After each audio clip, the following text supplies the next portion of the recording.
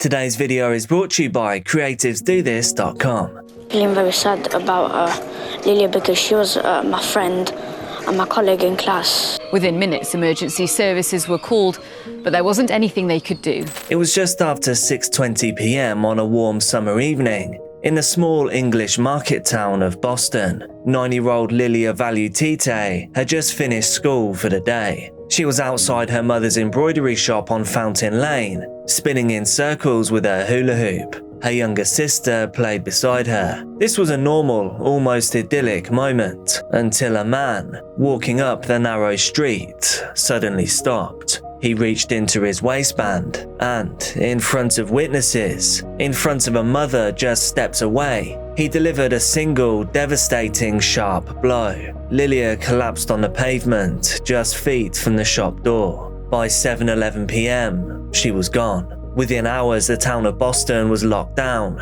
and a manhunt was underway. Lilia's family was left frozen in a reality that made no sense. Who was this man? Why had he done this?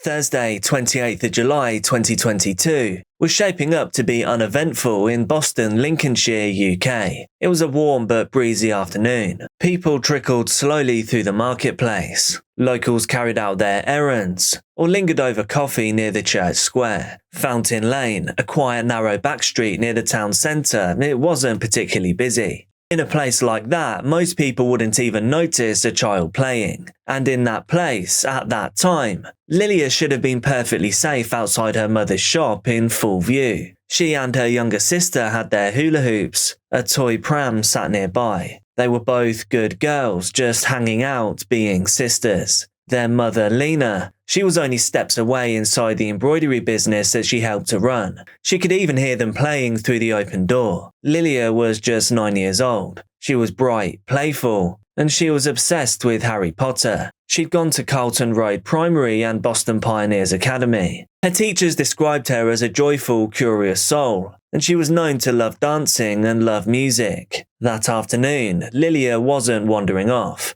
She wasn't talking to strangers. She wasn't doing anything unsafe at all. She was just playing outside. She was exactly where she was meant to be. And maybe it's that more than anything else, which is what makes what happened next so hard to understand. Because in less than 5 minutes, a man that she had never met would appear from the corner of Wormgate and then tear a family and a community apart. At approximately 6:15 p.m, a man was seen on CCTV walking along Wormgate, heading towards Fountain Lane. He appeared calm at first, walking normally, scanning the street. Detective Constable Andrew Pearson was off duty at the time, and he did say, however, that something about the man caught his attention. His movements didn't quite fit the environment that he was in. He felt that there was a tension to him, like he was watching out for something, or more precisely, someone. Pearson glanced away for a moment to search for his headphones, and then he heard it. A sharp metallic noise, like something dropped or unsheathed. He turned and saw that same man coming towards him, and this was strange but didn't seem immediately dangerous. And then he noticed the man quicken his pace, and then just moments later, a scream came from an adult nearby. Officer Pearson described it as an anguished cry, desperate and immediate. He moved towards the sound. When he reached Fountain Lane, he saw 2 figures. There was an adult woman and a small girl lying on the ground. That girl was Lilia. According to documents, the man had approached the girls with purpose. As he drew nearer, Lilia politely stepped to one side, out of his way. That's when the man reached into the waistband of his trousers, and he pulled out a small sharp implement, and then delivered a single forceful sharp impact directly into Lilia's chest. This pierced her straight through the heart. The attack lasted literally a second or two, and then the man just turned and ran. Mother Lena heard the scream and rushed from the shop. Her younger daughter was frozen just meters from her sister, unable to process what she had just witnessed. The mother tried to help. Officer Pearson then took over CPR. Paramedics arrived shortly after, along with uniformed officers, but it seemed that it may be already too late. Lilia was taken to Boston Pilgrim Hospital, and at 7:11 p.m., the end of her time on this earth was officially called. This is where Lilia was attacked. Police say they believe she suffered a single wound at 6:15 last Thursday evening. Within minutes, emergency services were called, but there wasn't anything they could do. Back on Fountain Lane, the scene had already drawn a small crowd. Police cordoned off the area, and investigators arrived. Every available camera and witness in Boston became part of a single mission: find that man who did this. The town of Boston felt surreal that night. News spread quickly. Lilia had been ended in broad daylight, within earshot of her own mother. That was the kind of thing that didn't happen there, the kind of thing that shouldn't happen anywhere. Tributes appeared almost instantly. There were soft toys, flowers and cards. Dozens of teddy bears were left on the corner where Fountain Lane and Fountain Place met. Inside of that overwhelming grief was also a fear. Was this targeted? Was it random? Would the attacker strike again? When she heard the music, yeah, she naturally was dancing, yeah. It's very painful. It's very painful for us, and we feel this pain as a community. I don't know how her mom needs to feel right now, because this is hardest period in her life, probably. Among those paying their respects, one of her classmates, Marco. Feeling very sad about Lilia because she was my friend and my colleague in class, and she was always really enthusiastic, and she was always happy. The reason of coming here because we like to have a last thing before, and it's hard to find the right words about this.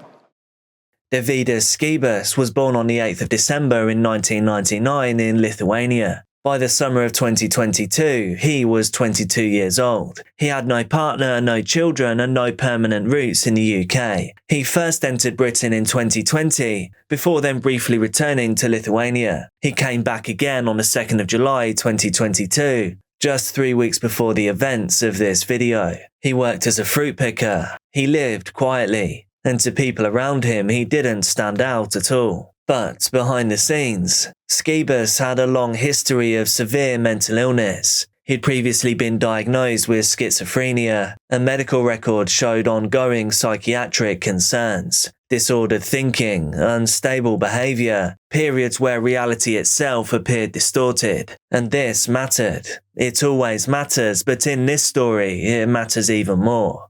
This church is just meters from where the girl was found, the candles lit in her memory. It's been a very difficult day. We've had lots of conversations with people who've come into the church, and I think key to those conversations has been the sense of bewilderment. Why? This is so wrong. Why has this happened? This is just terrible. So many people have expressed thoughts for the family. Igor Bontov runs a community support network and says people are really upset. Everybody's talking about there was not a single client who came today and didn't ask if we heard anything new. When the tragedy happens like that, people tend to get scared, basically. Whilst the community talks and people turn to each other for support, the police are urging people to share any information that could help their case. On the 30th of July, just 2 days after the event involving Lilia, police moved in and arrested Skibas in the Central Park area of Boston. He didn't resist. He matched the person seen on CCTV. In fact, he matched him perfectly. A search of the property where he had been staying turned up a small, sharp implement. It had been hidden behind a radiator. The injury that Lilia suffered, it was consistent with the size and shape of that weapon, and the fact that it was hidden too didn't help his case. Police also found a grey Calvin Klein t-shirt and it was stained with red. DNA testing confirmed that it belonged to Lilia. When officers reviewed CCTV from the days prior, They discovered that Skibas had walked into a local Wilko store back on the 26th of July, just 2 days before the attack. And in that store, he purchased that very weapon. He had no known connection to Lilia. He had no personal motive. All of this just seemed incomprehensible. But as the investigation seemed to come together perfectly, there was something stopping the legal case. Because by August of 2022, it became clear that there was a complication far more difficult than physical evidence, and that was, Skibas might not be fit to stand trial. From the moment that he was arrested, professionals began to question whether Skibas truly understood what he had done. In police interviews, his answers were described as bizarre. They were disjointed, at times incoherent, and he even admitted to the act, but offered no clear reason for it. When he was questioned, he said something truly unbelievable. "I grabbed the knife and I stabbed her." His defense team quickly raised concerns. In August of 2022, while on remand at HMP Wakefield, Skibas was attacked by other prisoners and he was seriously injured. He was airlifted to hospital, but that incident only intensified worries about his mental state and vulnerability.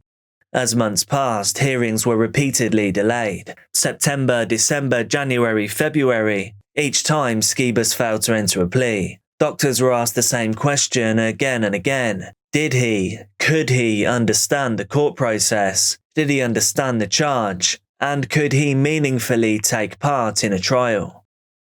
On the 17th of April 2023, Lincoln Crown Court delivered a ruling that stunned many following the case. Davidas Skibas was declared unfit to plead. Legally, this meant that he could not stand a traditional criminal trial. He could not instruct his lawyers. He could not enter a plea, and he could not be judged in the usual way. Instead, the court ordered something rare, a trial not of him, but of the facts. This type of hearing isn't about guilt or innocence. There's no verdict of guilty, no verdict of not guilty, no discussion of motive or intent. But the jury would be asked one question. Did Skibas physically commit the act that ended Lilia's time on this earth? They would be asked that and nothing more.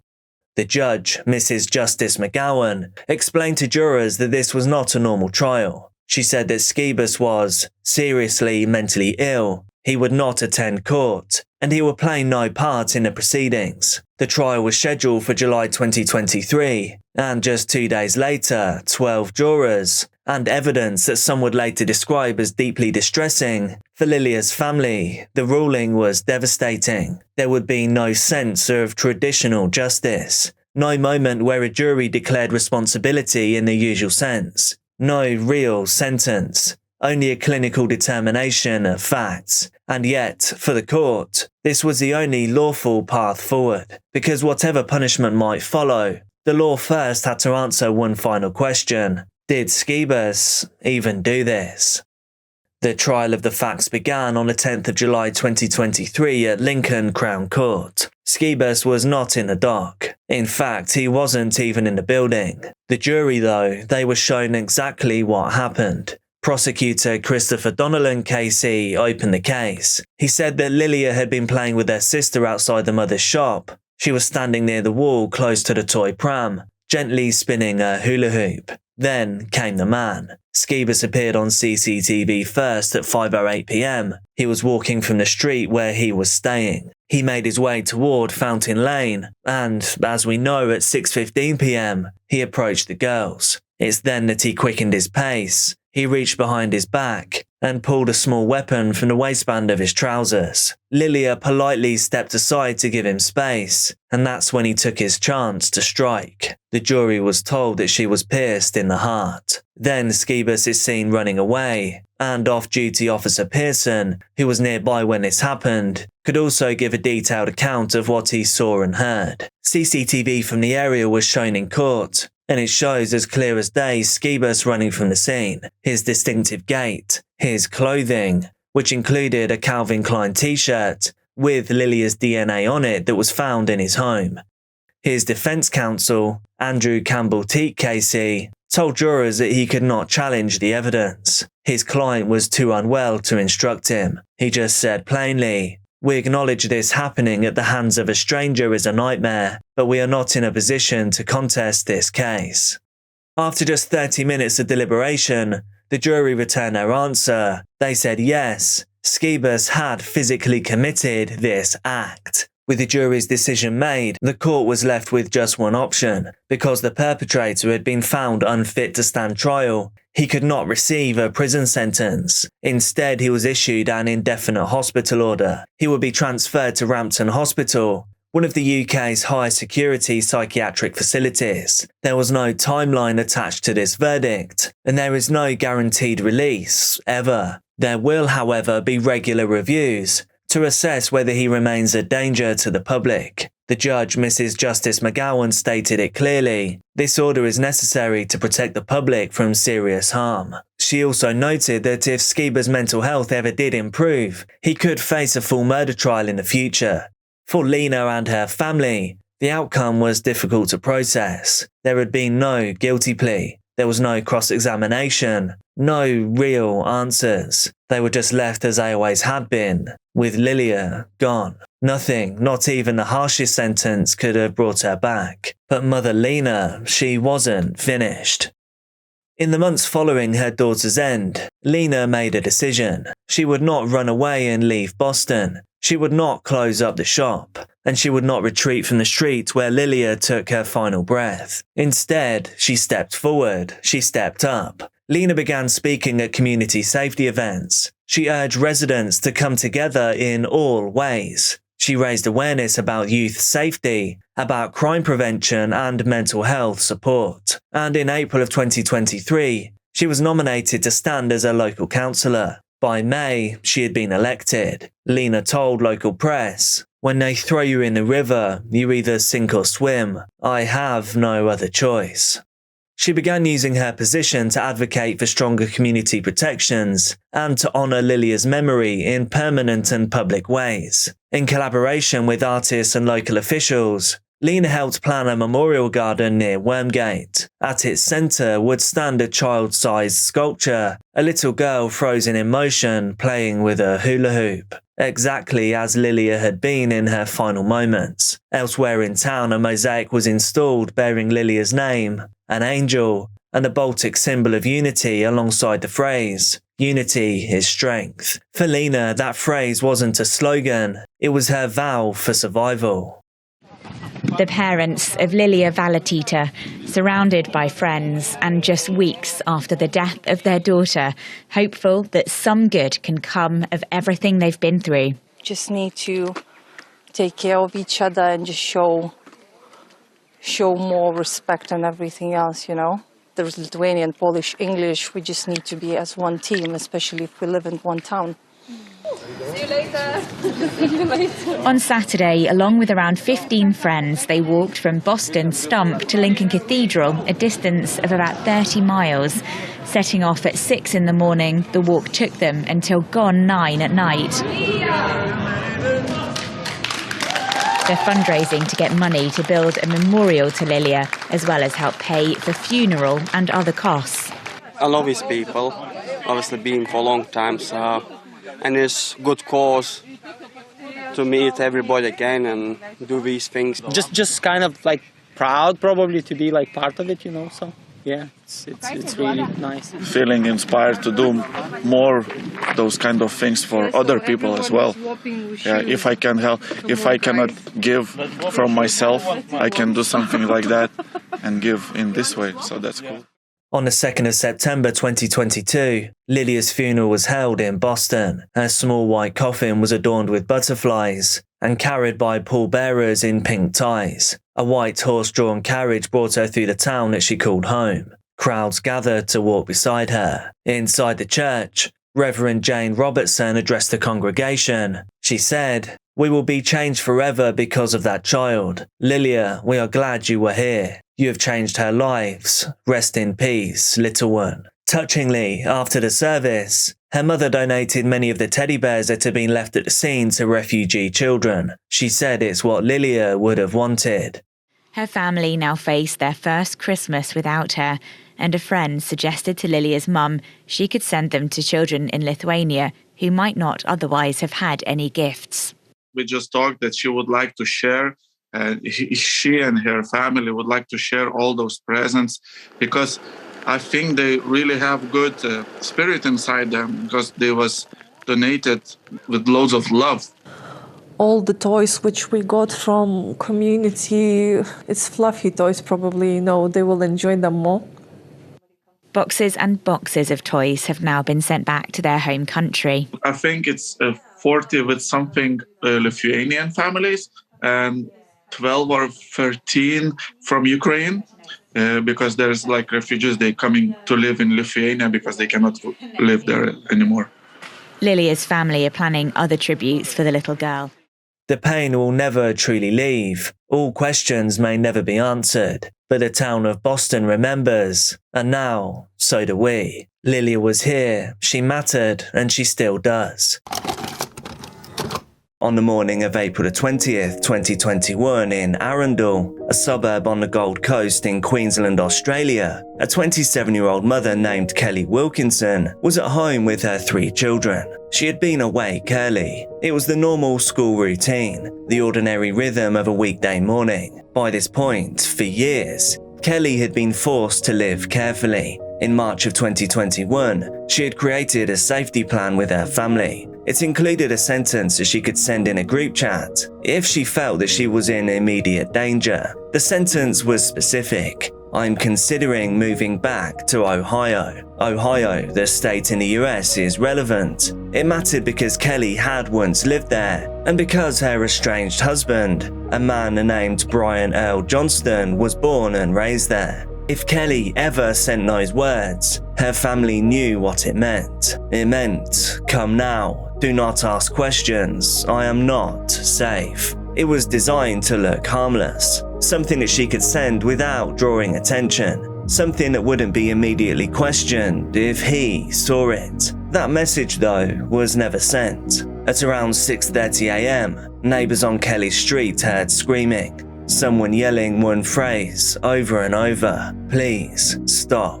Some neighbours looked outside, and what they saw were flames licking high into the sky. The source of the flames was the same as the screaming. This case is extremely haunting. Here we go. In 2011, Kelly Wilkinson was 18 years old. She was living in Australia close to her family when she met Brian Earl Johnston online. Johnston was older, he was American, and as you can see by the pictures, he was really punching here. He told people that he served as a United States Marine. The relationship between the two moved fast. By December of 2011, Kelly travelled more than 14,000 kilometres to the United States, where she landed in Ohio, where Brian was born and raised. They met in person for the first time, and 1 month later they were married. Kelly stayed in the United States. She and Brian built a life there and they had 2 children together. From the outside, they looked settled. But over time, the relationship began to deteriorate. According to court records and family statements,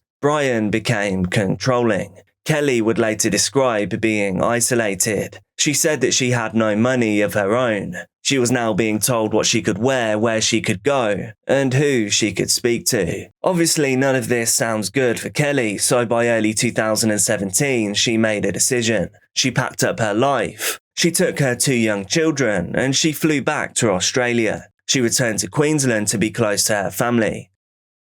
At the time, she did not explain everything that she'd been living with. She just simply said that the marriage was over. But then, 3 months later, Brian Earl Johnston arrived in Australia. He suddenly appeared at the home of Kelly's parents on the Gold Coast, asking to reconcile. He told Kelly that he'd sold everything that he owned, meaning that now he had nowhere else to go. He said that without her, he would not be able to stay in the country nor see his children. So Kelly agreed to try again. The couple therefore reunited, and then they had a 3rd child. By 2019, the family was now living together in Arundel, a suburb on the Gold Coast in Queensland. However, those same patterns returned. According to evidence later presented in court, Brian's behaviour now escalated. There were threats, intimidation, there was even physical violence. Kelly later told her family members that Brian had grabbed her, restrained her, and that she had been left frightened and shaken.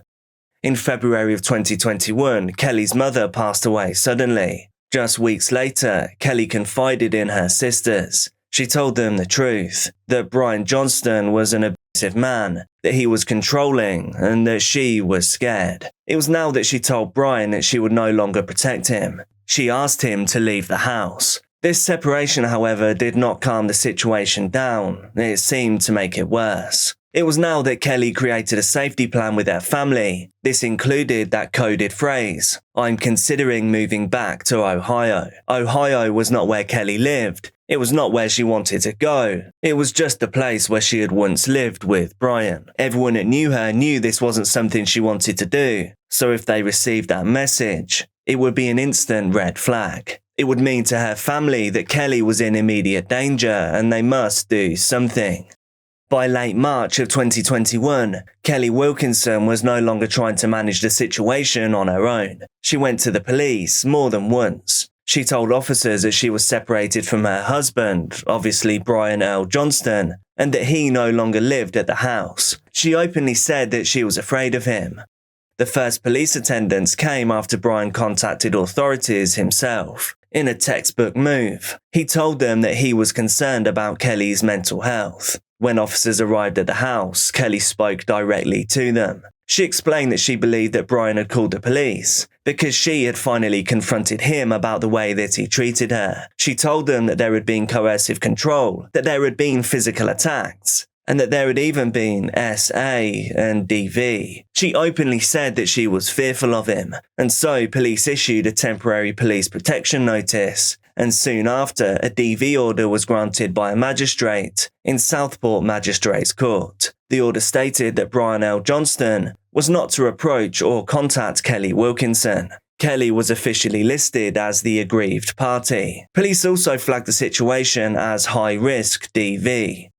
At the same time, Brian was dealing with separate criminal matters. In early April 2021, Brian was charged with 4 counts of severe and disgusting violations alleged to have been committed against Kelly in the weeks before their separation. Johnston denied those allegations, and he was granted bail with strict conditions. He was told not to contact Kelly Wilkinson unless it was directly related to their children. Despite the court orders, contact did not stop. Kelly began receiving messages from someone that she did not know, and this mysterious person said that they were acting on behalf of Brian Earl Johnston. They said that they wanted to arrange access to the property, to Brian's belongings, to matters involving the children. Kelly understandably felt unsettled, and so she contacted the police again. Police then reviewed the messages, and they decided that the communication did not amount to a breach of the protection order. At most, they described it as a technical breach.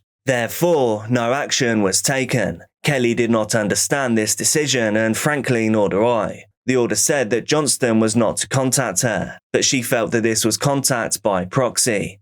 She tried again. Over the following days, Kelly attended multiple police stations on the Gold Coast. She repeated the same concerns over and over. She told officers that Johnston had been trying to contact her family, that he was attempting to reach around her, that she could feel that the situation was escalating. During one of the visits to Southport Police Station, Kelly was told to block Brian's number. A file note was also entered into the police database, a note that Kelly would never see. This note, which really just makes you angry, said, "It appears she is cop shopping to get the outcome she wants." However, at the time, Kelly was not told that her credibility was being questioned, because if that was the case, she would have known that she didn't have the proper protection from the police. She was left believing that she had done what she was supposed to do. Around this time, Kelly also contacted a DV support service, where once again she explained why she was afraid. She even told them that Brian Earl Johnston had threatened to end her time. She said that he did have military training, and that he even told her that he knew how to make explosives. The service assessed her as being at high risk, obviously, and so they contacted the police on her behalf. Police responded that there were no concerns with how the situation had been handled, that if Kelly was unhappy, that she herself should lodge a complaint. By mid-April 2021, Kelly Wilkinson had a DV order in place, bail conditions restricting Brian L. Johnston, police records noting the high risk, multiple reports of fear and escalation of behaviour, and yet no real additional protective measures were taken. Privately though, Kelly adjusted her life in any way that she could. She now checked in with her sisters every day. She always kept her phone about her person. She rehearsed what to do if Brian showed up. And she reminded her family about the code phrase, "I'm considering moving back to Ohio." At this very same time, Brian was telling other people that he was overwhelmed. He spoke to colleagues about the court cases, about the possibility of being taken into police custody, about not being around much longer. On April the 19th, 2021, CCTV footage recorded Brian at work. He was seen gathering items, preparing. Kelly did not know what Brian was doing on that night. She only knew that despite the orders, the reports and the warnings, she still did not feel safe. And then, less than 24 hours later, Brian Earl Johnston would return to the house in Arundel. In the early hours of April the 20th, 2021, Brian was driven to the Arundel street where Kelly Wilkinson lived, along with their 3 children. It was still dark. Earlier that morning, Brian Johnston and a workmate had stopped at a service station and filled a 20-litre jerry can with fuel. Just before 4 a.m, Johnston was dropped off near the house. He was dressed in black. He was wearing a mask. With him, he had a bag. Kelly Wilkinson was inside the house with her 3 children. This was the same home that she had reported feeling unsafe in, the same address that police had attended, the same property that should have been covered by court orders. And then, everything would change in the worst way. At around 6:30 a.m, neighbours heard screaming. A woman was yelling, "Please stop," over and over. Some neighbours looked towards the sound. Others ran outside. They saw flames coming from the backyard. Kelly's children ran to a nearby house. One of them told a neighbour that someone was hurting their mum. Emergency services were called. By the time they arrived, Kelly Wilkinson's time on this earth had come to an end. An autopsy would later find that she had suffered multiple sharp impacts, but her time was determined to have been ended by the effects of fire. Nearby, police found Brian L. Johnston. He too was badly burned and injured. He had also been on fire, but he had jumped into a pool before trying to leave the area. A police dog, though, tracked him to a nearby street. He was taken to hospital and placed into a medically induced coma. The street was sealed off. Neighbours stood outside their homes in shock. A quiet suburban backyard was now a horrific crime scene. Later, investigators would reconstruct the sequence of events, the fuel, the weapons, the timing. They would determine that the attack was indeed pre-planned, and that Kelly Wilkinson, 27 years old, a mother of 3, which alone should matter, she had reported being afraid. She did have court orders in place. She had asked for help over and over, and she had even gone to the lengths of preparing a coded message asking for help, a message which sadly she never even got a chance to send. Within hours of all of this happening, Kelly's family began to arrive. They could no longer help her. All they could do was identify her. By the end of the day, Brian L. Johnston was under police guard. Within weeks, he would be charged with Kelly Wilkinson's end. What came next would unfold in courtrooms. But for Kelly's family, the most painful questions were already clearly answered. A sea of green framed the vigil as those attending turned out in Kelly Wilkinson's favourite colour. Hundreds there to show support for her grieving family, including the 3 children she left behind. It is important that we do not let this tragedy define Kelly or what she will be remembered for, even though the circumstances may and hopefully will be a catalyst for change. Gold Coast politician Sam O'Connor spoke for the family, his words resonating across a community in shock. Kelly was one of a kind, and there are no words that can describe how much she is missed and the hole she has left within our lives.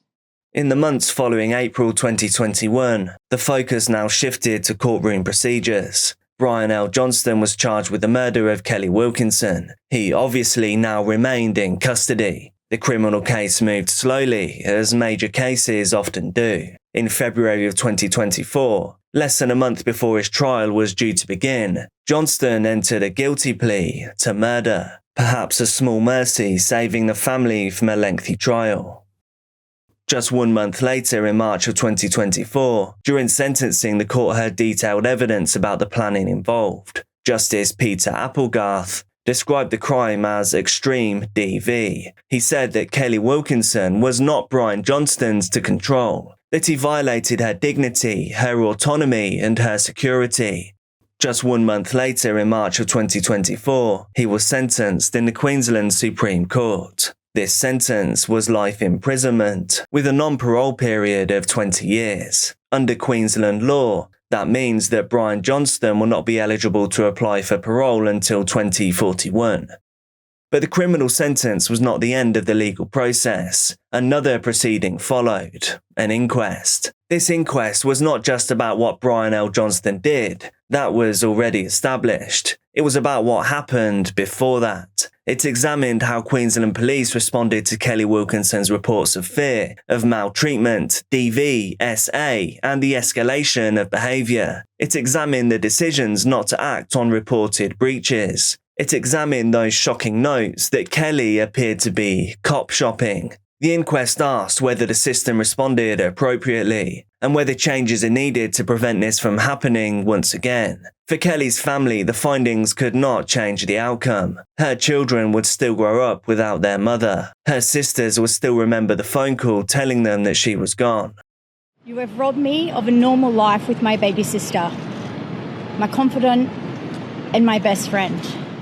All Kelly wanted was to love and be loved, and all you gave her was pure evil. Although a life sentence is fitting for someone who has committed such horrific domestic violence crimes, I can't help but feel let down by the prospect of him being given a second chance and walk free after 20 years. 55. He could be free at 55. My heart aches for Kelly. This is not justice for her. This is not justice for our family. Our family's journey does not stop here today. It will never end, which makes me question who really gets the life sentence. Outside court, Kelly's sister, Danielle Carroll, said that the life sentence did not feel like justice. This is because the family sentence did not end with it. She asked a question that continues to hang over this case, a question that does not have a legal answer. Who really gets the life sentence? Kelly Wilkinson did everything right. She reported everything. She asked for protection. And she didn't just do this once. She did it over and over again. And that, perhaps more than anything, is what makes this case impossible to forget, but so important to share. Let me know your thoughts on the case down in the comments. Hi, Emma. Yeah, I love how you do that. It's funny. I have a beautiful life. You ran. You lied. You tried to say you were cutting up ribs for a barbecue. The man had been searching for his son for hours. He checked the house, he checked the yard, he checked the park where the neighborhood kids usually hung out. But nothing. By early afternoon, he was walking the property line behind his home, calling out, hoping for an answer. That's when he noticed something small but alarming. His old utility trailer, the one he rarely used anymore. The lock was hanging crooked. It was half snapped, half twisted. It looked like somebody had pulled it apart with their bare hands. He stepped closer, and a faint chemical smell drifted out from under the small gap in the door. It was sharp, metallic, chemical, and wrong. At first he thought that maybe, for some reason, somebody had been cleaning inside it. But the scent grew stronger and stronger, the kind that stings your eyes and clings to the back of your throat. He called his son's name once again, but still he got no answer. With one hard pull, The trailer door came open, light flooded into the dark interior, and instantly the man froze. There was something inside, something wrapped, bundled, stuffed into bags that he knew shouldn't have been there, bags that were heavy enough to slump and sag under their own weight. He backed away, gasping for air, hand shaking as he fumbled for his phone. By the time officers arrived, the smell was overwhelming. Cleaning agents and a red fluid spilled across the floors, streaked across the metal walls, and pooled beneath the bags. One officer stepped inside, then another, then a third. No one spoke at first, because really, no one had to. From the moment that first bag was lifted, it became clear that the identity of the contents of the bag was going to shake this entire community and tear open a mystery that no one was prepared to face. This one is a roller coaster. Here we go. In almost every neighborhood, there's that one little cluster of kids who seem glued together. The same hangouts, the same inside jokes, the same stories repeated 1,000 times over. In this part of Taylorsville, that group included a quiet 17-year-old boy named Rowdy. He wasn't the loud one. He wasn't the class clown. If anything, people remembered him as a little withdrawn. Some said he was a little troubled, but nothing too serious. He had grown up around the same streets, the same houses, the same faces, and in that small circle of teens, there was another kid that everyone noticed right away, and the first impression they got was his sheer physical presence. His name was Ivan Nicholas Vitechnik, but everyone just called him Nick. At 15 years old, Nick stood at about 6'3", and he weighed around 350 pounds. To strangers that could sound intimidating, but to the people who knew and loved him, he was something else entirely. They called him their gentle giant. Nick had been through more loss before his 16th birthday than many people face in a lifetime. Firstly, his mother passed away from cancer, then an uncle, and then his father passed away from a sudden heart attack. So 3 close family members were gone in under 2 years. Each time this happened, the adults around him braced for Nick to just shut down, to lash out, to turn bitter, but he didn't. Instead, Nick became even more protective of the people that he still had. He teased his grandpa and called him Nerd. In this security camera footage, we can get a real idea of who Nick actually was. We see his grandpa stumble and nearly fall, and well, just look at what Nick does and what he says. Here's what I want to get. Oh, Nick. I got you. I got you. Okay? Yeah. Okay. Oh my gosh. Not gonna let you fall, I promise. Okay. Thank you.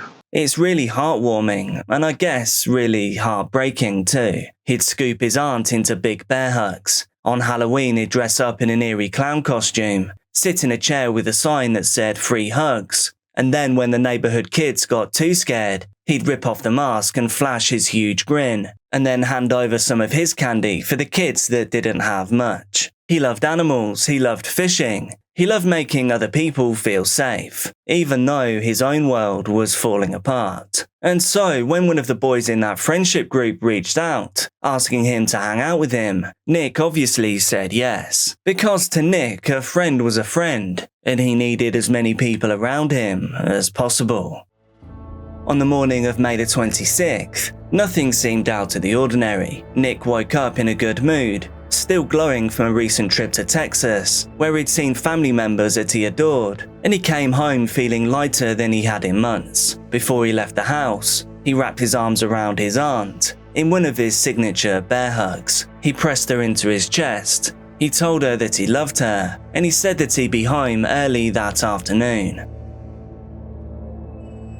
A home security camera captured Nick as he stepped out of the front door. His shoulders are relaxed, his expression is calm. There's no rush, no tension, no fear, and definitely no anger. He was just a boy, going to meet a friend. He walked down the driveway, past the edge of the yard, and then drifted out of frame. And then, hours passed. His aunt tried to call him. She sent text messages too, but she received no answer, and by late afternoon, her concern turned into a knot of dread. This wasn't like Nick. He wasn't the type to just disappear, not without saying something, not without coming home when he promised he would. Calls to his phone kept on going straight to voicemail. None of his friends had heard from him either. Nobody had seen him in the neighborhood. Nobody had seen him walking back home. It was as if he'd stepped out of that frame and then vanished. His family began calling around the neighborhood, asking if anyone knew where he could be, if anyone had seen him. But by the time the sun began to lower behind the rooftops, everyone started to realize the same thing. Nick hadn't just missed his check-in. Nick was actually missing. He must have been. And within that same window of time, a completely different father in that same neighborhood was now out searching for his own son too. So now there were two boys gone, one neighborhood watching on, and none of them knowing that the answers to both disappearances were already sitting inside a locked metal trailer just a few streets away. And so, while Nick's family was trying desperately to reach him, another home just a few streets over was dealing with its own panic. A father had been trying, unsuccessfully, to get in contact with his teenage son. Calls and messages proved useless to him too. It seemed that there was no sign of his son anywhere on the property, so he walked through the yard, calling his son's name into the late afternoon air. He checked the shed, checked the garage. He checked the corners of the house where the boys sometimes sat when he said that he just needed space. But there was nothing, anywhere. He had vanished too. And that's when the father glanced over towards the old utility trailer, the trailer that was parked near the back of the lot. This wasn't a place where his son usually went. Honestly, it wasn't a place where anyone went anymore. It mostly just collected dust. But the father noticed that something was wrong. The door latch was crooked and bent. It looked like somebody had forced entry. He approached it slowly, and the closer he got, the stronger the chemical scent became, a harsh, eye-watering smell of industrial cleaning agents. He tugged the door open, and for a moment he didn't understand what he was looking at. There were bags inside, heavy bags, sagging under the weight of their contents. Dark streaks were on the floor beneath them, some chemical and some red. Either way, neither of them should have been there. The father froze, he called for help, and officers quickly arrived. One stepped inside, then stepped out almost immediately, breathing through his sleeve to soften the smell. It was clear that this was not just a missing person situation anymore. This was something far darker, and the father, terrified, shaking, told the officers the one thing that he was sure of. "My son is missing," he said. "I think that might be him."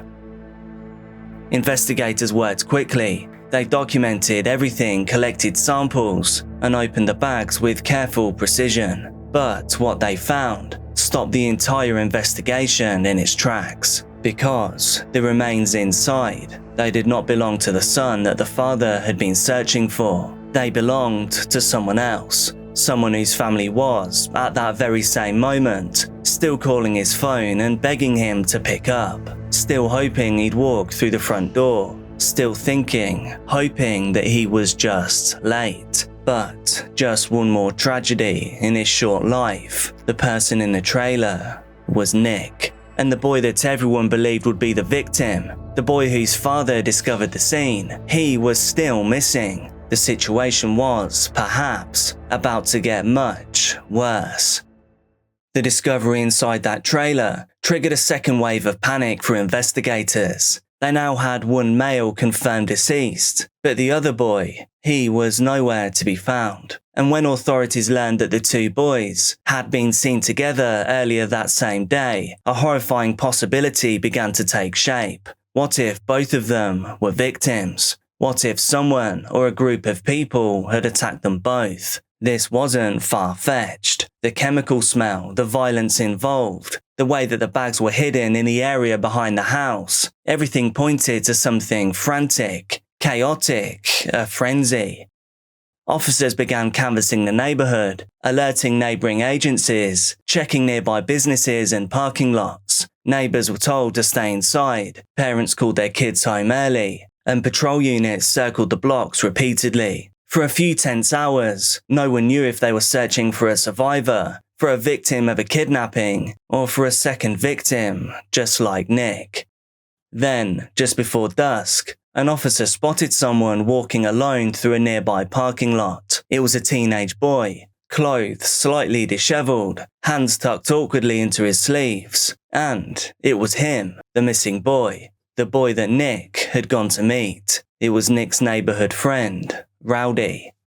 He wasn't injured, he was just there, alive, calm and alert. But immediately with this discovery, the tone of the investigation shifted once again. Detectives approached him carefully, expecting him to be traumatized, expecting him to tell them what terrible thing had happened to him and Nick. But when they looked closer, they saw something else. Red streaks on his socks, red specks on his pants, red staining on the edge of his shoes, and there was something unusual about his hands. When they told him that they needed to ask him some questions about what they found in the trailer, Rowdy just shook his head. "I don't know who that is," he said. "I wasn't with him today." Once Rowdy was brought into the station, detectives expected that maybe the shock would wear off. They expected anything that resembled a kid who had just lost a friend. But what they saw instead left them stunned. Rowdy was calm, and it seemed that, indeed, he had absolutely no idea about what had happened to Nick. He also told his story, but that story didn't line up with anything that investigators already believed they knew. So had they just gotten everything wrong up to this point? They asked Rowdy again where he'd been that day. He shrugged. "Girlfriend's house," he said, "all day." They asked if he knew Nick, whose remains were found in his father's trailer, and he just shook his head. Never met him. But detectives already knew that that just simply wasn't true. This wasn't just a theory that was open to dispute, because by then, officers had surveillance video, and it showed the two boys together just hours earlier. They had neighbours and witnesses who had seen them both walking around together for years. They had family members who described them as childhood friends. Still though, Rowdy kept on insisting that he simply didn't know Nick, that he didn't know anything, that he didn't even understand why he was there. But detectives would soon discover even more disturbing details, and they realised that Rowdy had injuries to his hands. However, he had a reason for these, and I warn you, they're some of the most haunting things I've ever heard. Things that would leave the cops flabbergasted. Detectives had noticed the markings, thin, fresh slices running across both hands. They weren't deep, but they were unmistakable. And then pairing those with the red stains located on his shoes, socks and pants, it pointed towards something horrific. When officers asked what had happened to his hands, Rowdy didn't hesitate in answering. "I was cutting ribs for a barbecue," he said. "I slipped." But by then, detectives had already started searching his home. They'd seen the cleaning agents, they'd seen the sharp implements, the bags, and the full combination of the details of the scene, and they knew that whatever happened inside that trailer, it had absolutely nothing to do with barbecue ribs. The meat in question, well, we know what it really was. A new and disturbing reality was sinking in, and it was only due to get worse. For a moment, Rowdy sat quietly in the interview room. His hands were clasped together. He was breathing slowly and controlled. But then, without warning, he stood up. He lifted his cuffed hands, and he yanked hard. The metal bracing tore out of the wall with a sharp clang. He tried to walk out of the room. He tried to leave the building. He tried to just get away. Officers understandably restrained him. They sat him back down, and now they started over. This time, the questioning didn't last as long. After the detective reminded him that they already had surveillance footage, they already had physical evidence, and they already strongly believed that he was not telling the truth, Rowdy sighed shakily. Then he said 3 words that changed everything. "I did it." But what the medical examiner found next, it would raise even more disturbing questions about what actually happened inside that trailer. In addition, we are continuing the investigation here. They've written a warrant to be able to search, and then they will go in with the medical examiner's office and do a forensics exam and be able to make some determinations on what happened here.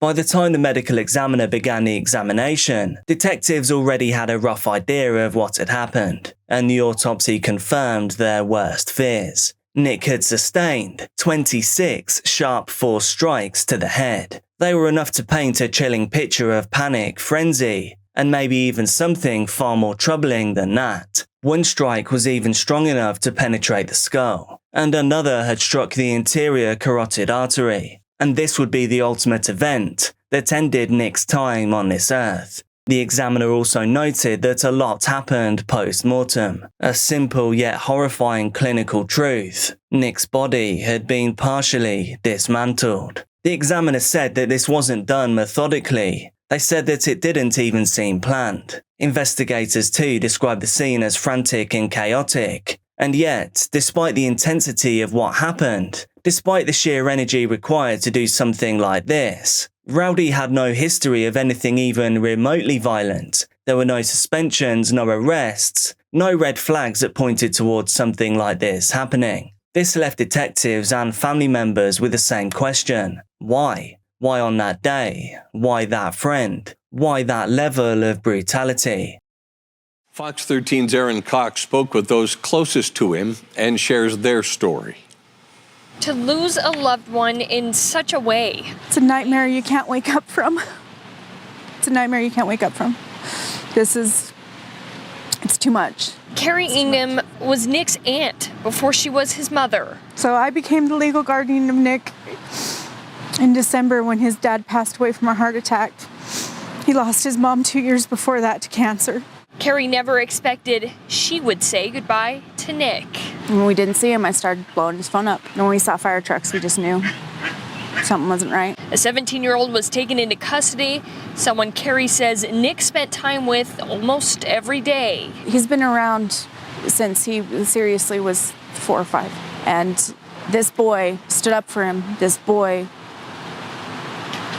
befriended him after his mom died, and these kids started picking on him. That's why it makes no sense. He was his friend when he had no one else in the world. Nothing in Nick's life explained why someone would ever want to hurt him. He wasn't the type to pick fights. He wasn't involved in anything dangerous or nefarious. He was gentle, he was sensitive, he was still grieving, and he was still trying to rebuild. And according to everyone that knew both Nick and Rowdy, Nick had trusted him as a friend, trusted him enough to walk into his house, trusted him enough to spend time with him alone, to think that nothing was wrong. And while the autopsy did answer one question, the how, it failed to answer what could have made Rowdy do this. And that answer would not come until Rowdy's legal team filed a stunning claim in court. A claim so strange that even seasoned prosecutors had to take a step back and reevaluate an entire case. As detectives prepared their case, everyone expected Rowdy to face the full weight of an aggravated murder charge. After all, the evidence was there, the confession was there, and the timeline was airtight. But then, a new filing hit the court system, one that reframed the entire case. Rowdy's defense team announced that their client would be pleading not guilty by reason of insanity. They had hired a clinical psychologist to evaluate him, and according to that report, Rowdy had been experiencing severe delusions leading up to the event. Delusions so intense, so disconnected from reality, that a psychologist claimed Rowdy genuinely believed that Nick was not human. He allegedly told evaluators that during the attack, he thought that he was fighting a non-human alien, and because of that, the filing stated that he did not know that he was taking the life of a human being, but rather a non-human alien. In simpler terms, the defense claimed that he could not form the legal intent to do what he did to a human being. This was the kind of filing that would drive further pain into an already painful event. Nick's family, investigators, the entire community now faced with this, because nothing, absolutely nothing in Rowdy's past hinted at a break from reality so severe. Salt Lake County District Attorney Sim Gill couldn't comment directly on this case, but he did explain what happens when a defendant claims mental illness. He said that if someone is found incompetent and non-restorable, that a case can shift dramatically. The prison system, the responsibility, the accountability, all of it hangs in limbo. Nick's family was now terrified that the case might unravel, that the suffering, the shocking betrayal, that all of this might now be minimized or just explained away. Happening right now at 9:30, you're getting a live look at a vigil honoring the life of Nick Veneshik. That's the 15-year-old that was found apparently murdered in Taylorsville earlier this week. This is in Vista Park right now. Those who organized the event are planning to share their favorite memories of Nick and celebrate his life. Samantha, Nick's sister, said it pretty plainly. Every action should have a consequence. A mental facility is a slap on the wrist. He needs to be behind bars for the rest of his life. I mean, he did this with a kitchen knife. That is personal. That is very personal. My brother was a big boy. You tried to clean up the mess. You ran. You lied. You tried to say you were cutting up ribs for a barbecue. The community, his family, other people, I feel like he's a threat to the people that are around him where he's at right now. But before the court could rule, before the state psychologists conducted their own evaluation, a different piece of evidence would quietly lock the truth into place. Something with no emotion, no bias, no room for interpretation, just time-stamped reality. When all the claims, statements and theories were stripped away, what remained were the digital witnesses, the cameras. They can tell the story exactly as it happened, and the story that they told was this. Firstly, they saw Nick leaving his home, and then at 10:09 a.m., Nick and Rowdy were walking together into Rowdy's home. Both were calm and looking happy, nothing unusual yet. Then at 1:20 p.m., the same camera showed the door opening once again. This time though, only one of them walks out. Of course, Rowdy. His shirt is now heavily stained with dark red. He moves quickly, avoiding the camera's angle as much as he can. Then at 1:30 p.m, a business security camera catches Rowdy once again, now walking across a nearby field, carrying a large black garbage bag. He disappears behind a tree line, and then returns empty-handed. Now at 1:42 p.m, another camera records him making the same trip, this time with a white bag. Same field, same walk back without a bag. And both of those bags, when recovered by investigators, were the same bags that contained parts of Nick's remains. And then inside the trailer, a sharp implement was found, and on that sharp implement, there was DNA from both boys. Nearby, a leather glove, also covered in a reddish staining, carried Rowdy's DNA and Nick's. Inside Rowdy's bedroom,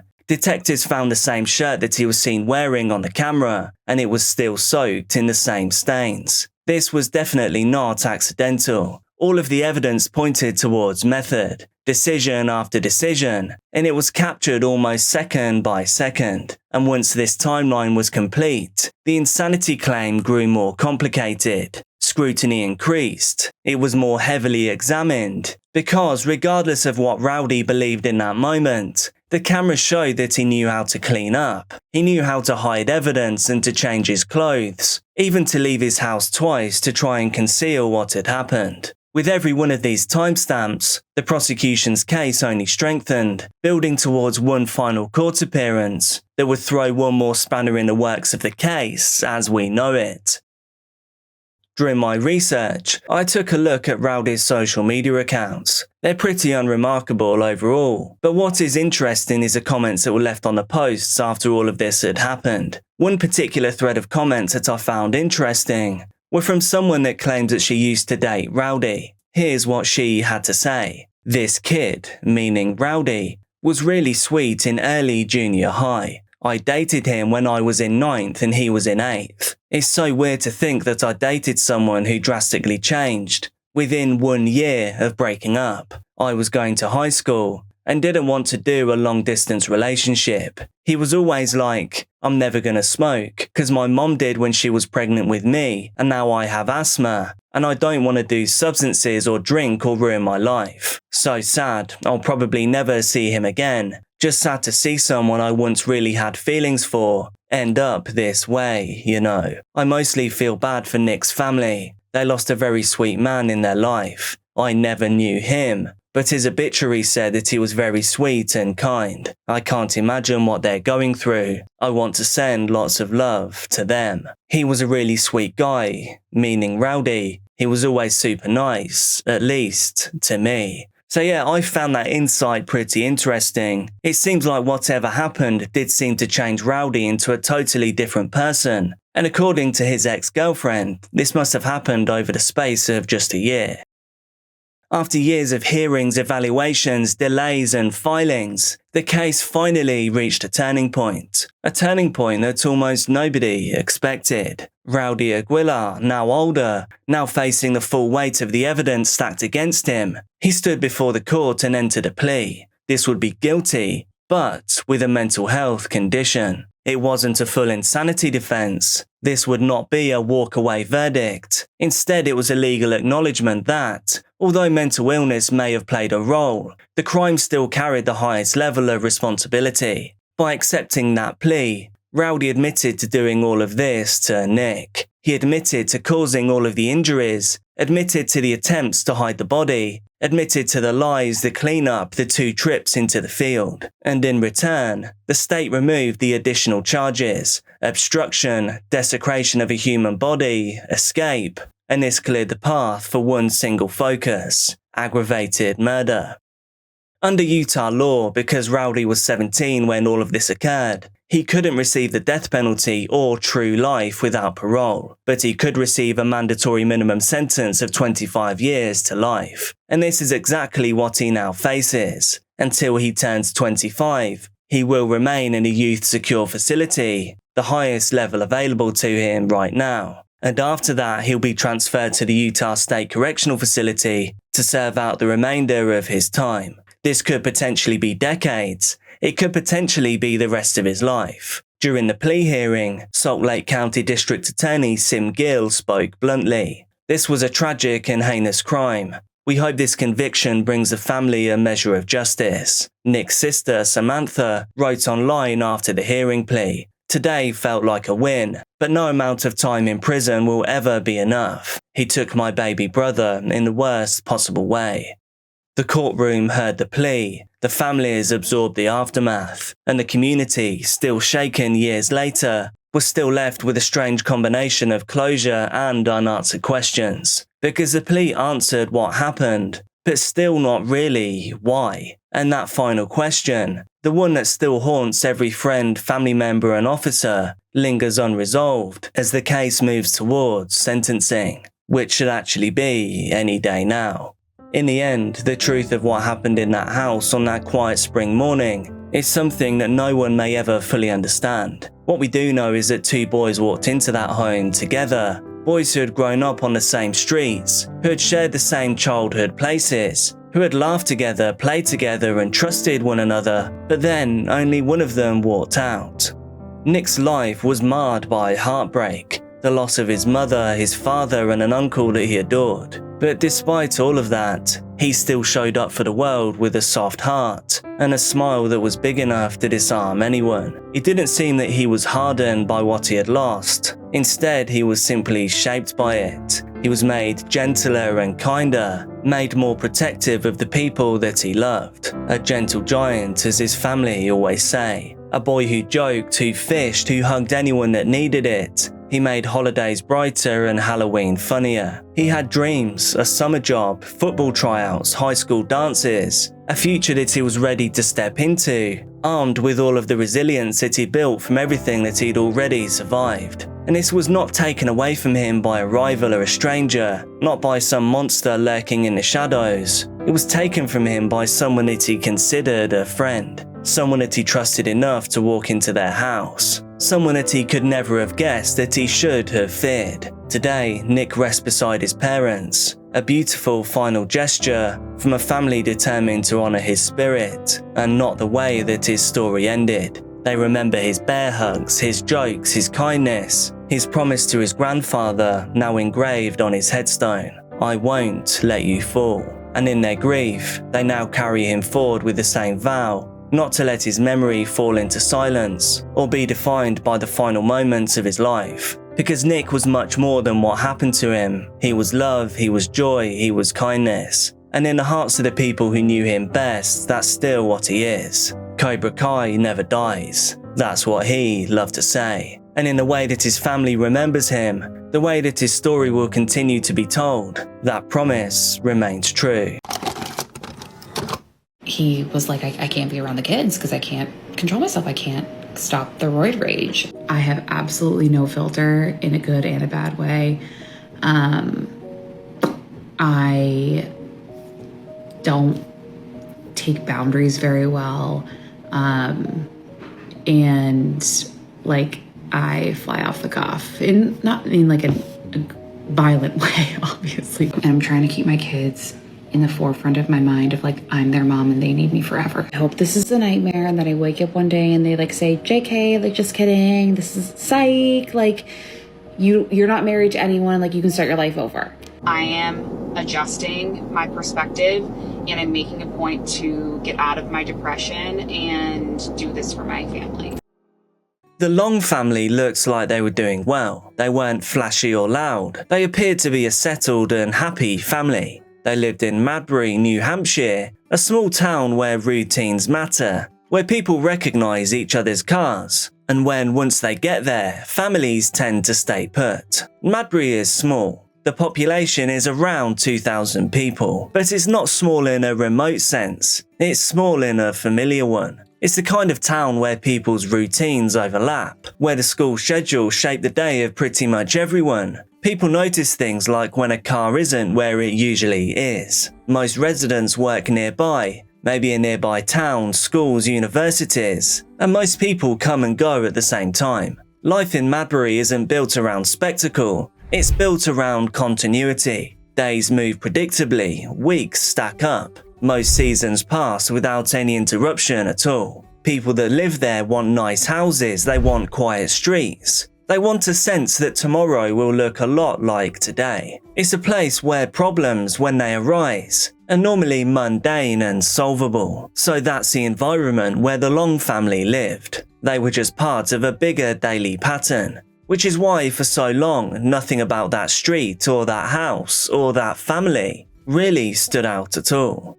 Ryan Long, the father of the family, worked in education. He was a school psychologist, the kind of job that doesn't draw attention, but it earns respect. He worked with students, he listened. He helped the local kids to navigate problems that most adults still struggle to explain. It was stable work, it was meaningful work. Emily Long's role looked different. However, it also carried a lot of weight. She worked for a regional restaurant chain called Wing It's. And she didn't work behind the counter or in the kitchen. She was part of the operational side itself. She was high level, trusted, involved in decisions that kept multiple locations running.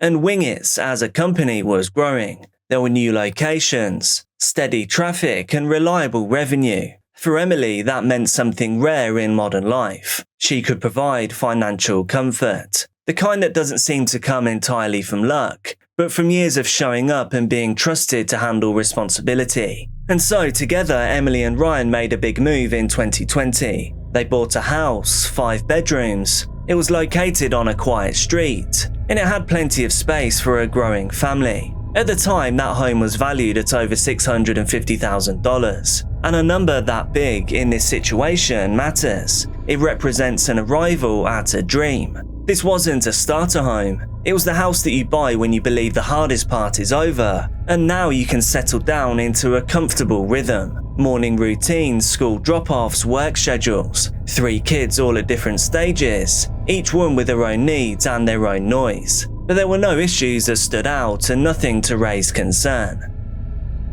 Emily, like most of us, shared photos online. Holidays, vacations, weekend outings, small moments that mattered, like when the kids were smiling in the backyard. Ryan was often in the background. She just captured their normal life.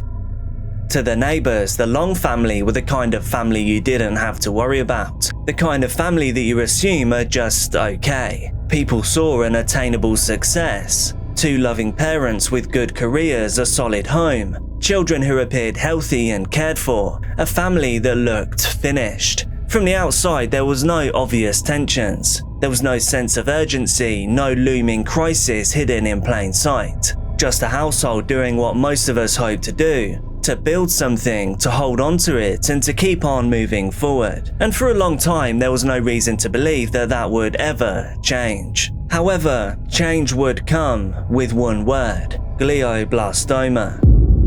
It arrived quietly, folded into a medical appointment, spoken carefully by a doctor, someone who must have already known there were no easy versions of what would come next. Glioblastoma is aggressive, it's unpredictable, and it doesn't come with reassuring timelines. And yes, it does seem that there are treatments, there are plans. However, right now, there is no outright cure. And life being what it is, when father of the family Ryan was diagnosed, life didn't and couldn't just stop. Ryan still went to work when he could. Emily still showed up for wing-its. And the 3 kids still had school routines, and many questions that needed answers.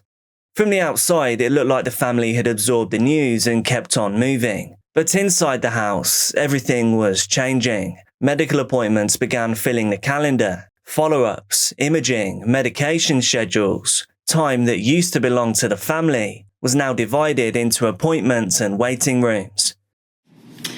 I was thinking a lot today about the different videos that I've posted and the different things I've talked about.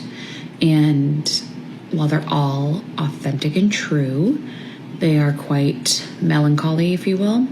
And I feel like a lot of it is like, woe is me. This is going to be so hard for me. How am I going to navigate all this stuff for me?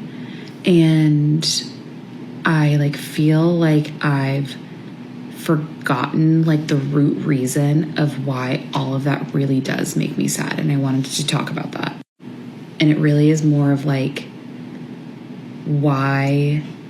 I'm obsessed with my husband and how my fear of him passing is the cause of all of these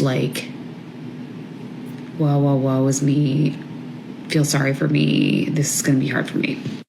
So my husband is my perfect opposite. When people say that opposites attract, obviously we have common interests and stuff like that.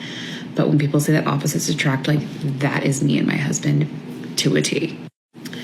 And while it might not show it here, I am very outspoken, very impulsive, emotionally driven. I have absolutely no filter in a good and a bad way. I don't take boundaries very well. And I fly off the cuff, and not in a violent way, obviously, but just if I feel something, I'm going to say it. Sometimes it gets me into trouble. Sorry. But my husband is processing.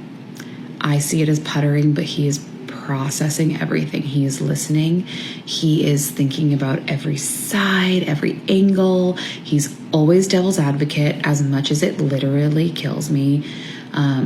He's so thoughtful in his decisions. He's the most ethical human on this entire planet. Every single decision that he makes is based on his code of ethics, and it's so respectful.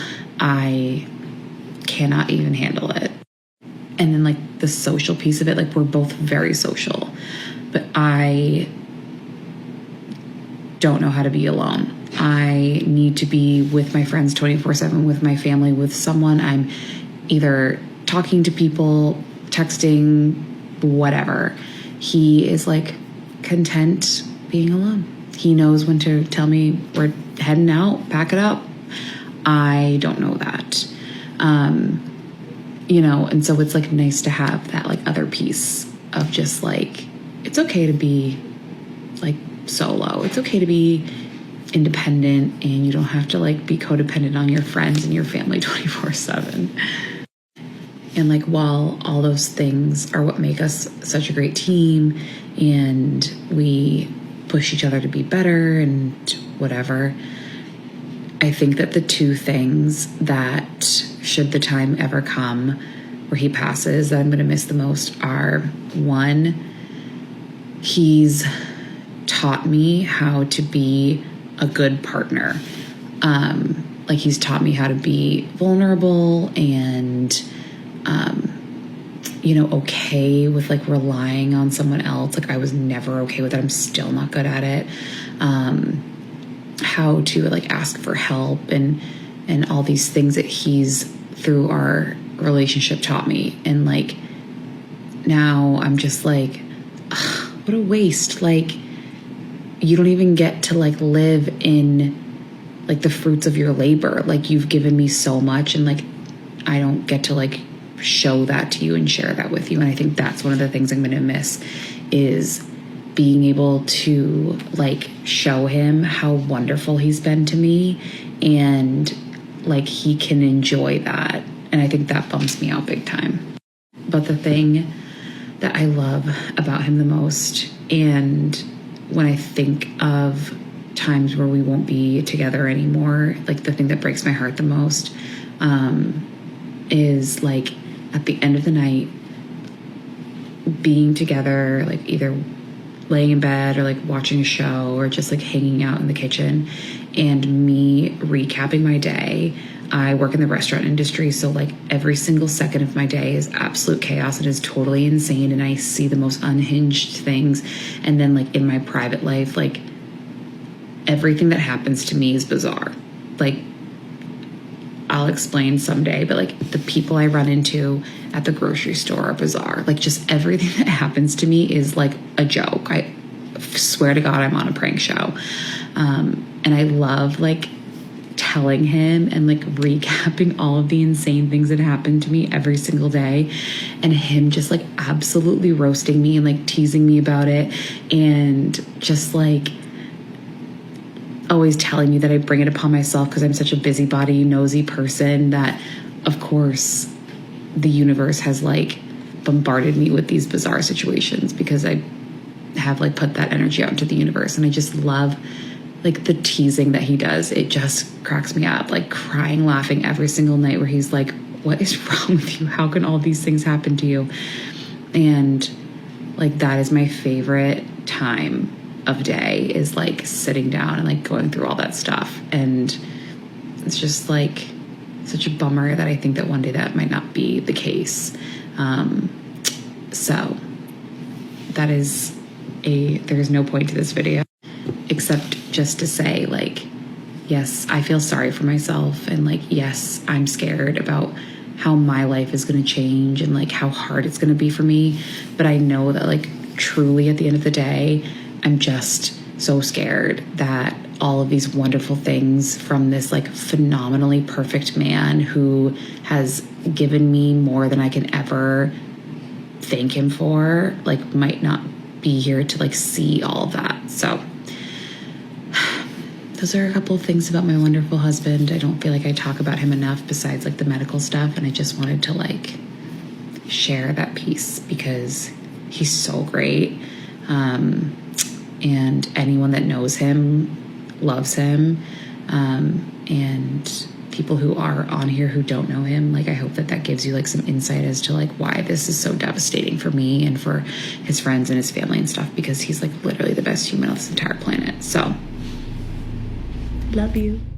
Brain cancer, though, is not just physical. It can affect energy levels, mood, concentration, sometimes subtly, sometimes inconsistently, often small things that can accumulate, perhaps a shorter fuse, deeper exhaustion, moments where things feel harder to explain. None of this makes someone dangerous per se. It makes them human under extreme strain. and strain has a way of spreading throughout her household. He was like, I can't be around the kids because I can't control myself. I can't stop the roid rage. During this time, Emily became the anchor. She managed the appointments. She tracked the medications. She explained things to the kids in ways that they could understand. At the same time, she also did not step away from work. The business was still expanding. The operations still needed oversight, and problems still needed solving. Emily was trusted and she was relied upon. She was still expected to perform at a high level. And to add to all of this, the fact that medical care in America is often expensive, which can mean that often even with insurance, costs still stack up quickly. And add to that things like travel and time off. It really does sound like a rough ride. And there's also a crushing uncertainty about what comes next. And uncertainty itself is its own kind of pressure.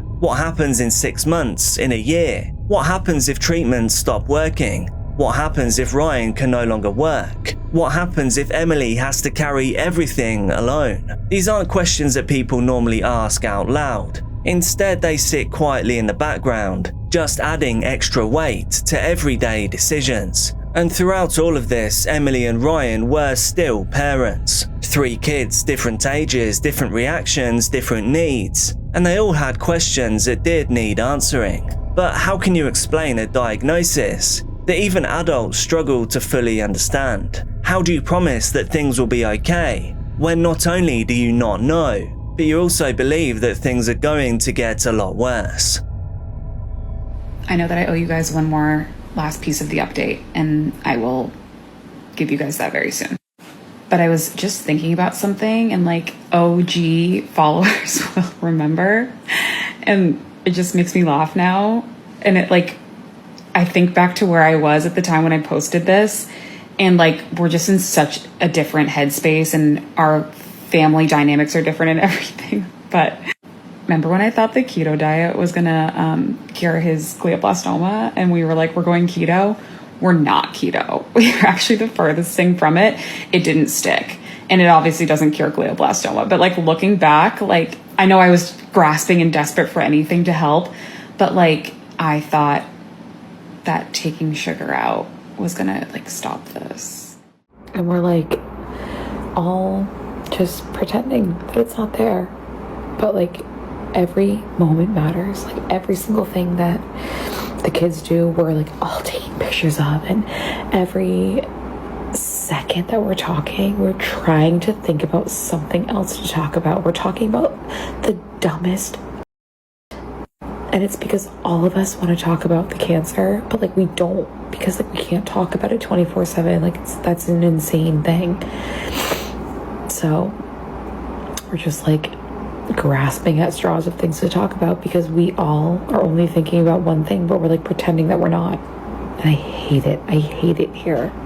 Sorry, I had to change scenery because I had a mental breakdown. So bear with me, because like this is so hard. And like no one will ever understand. But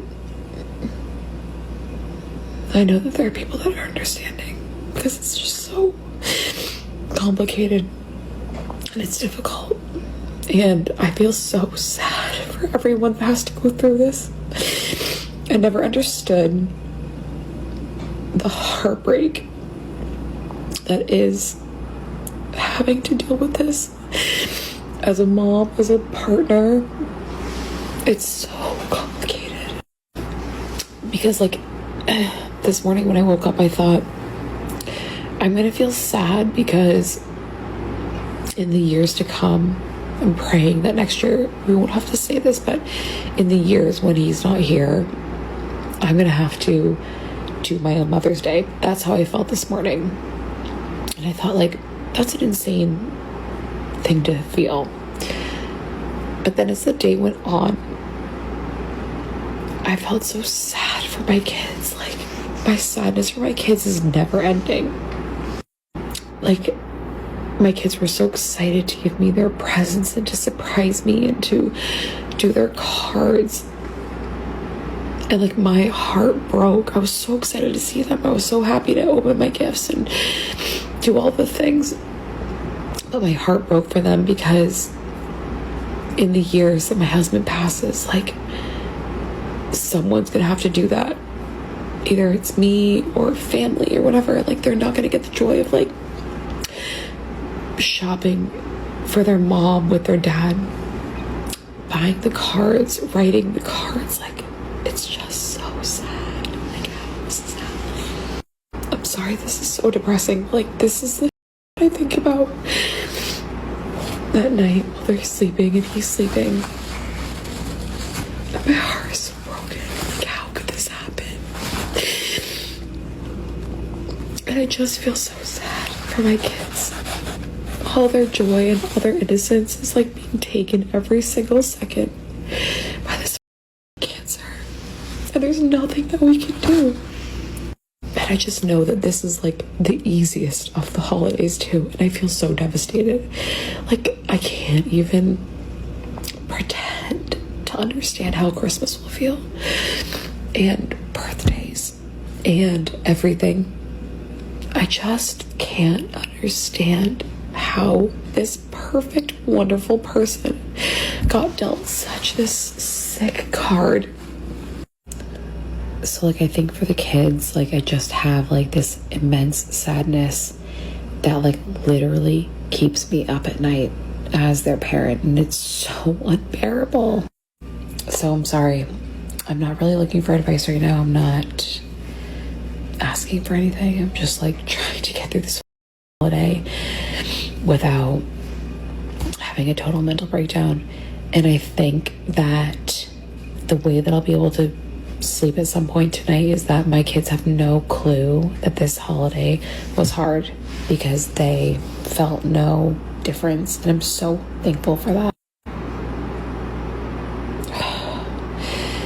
But I think it's just hard as the spouse and the mom to know that their lives are going to drastically change, and I'm thankful on one hand that they have no clue, but on the other hand, like, every single thing that happens is so devastating.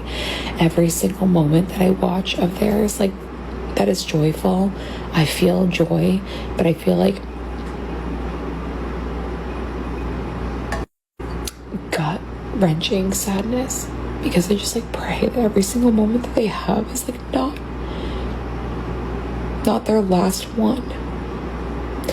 And, like, I have hope that, and I know that my husband does too, that we have, like, many years.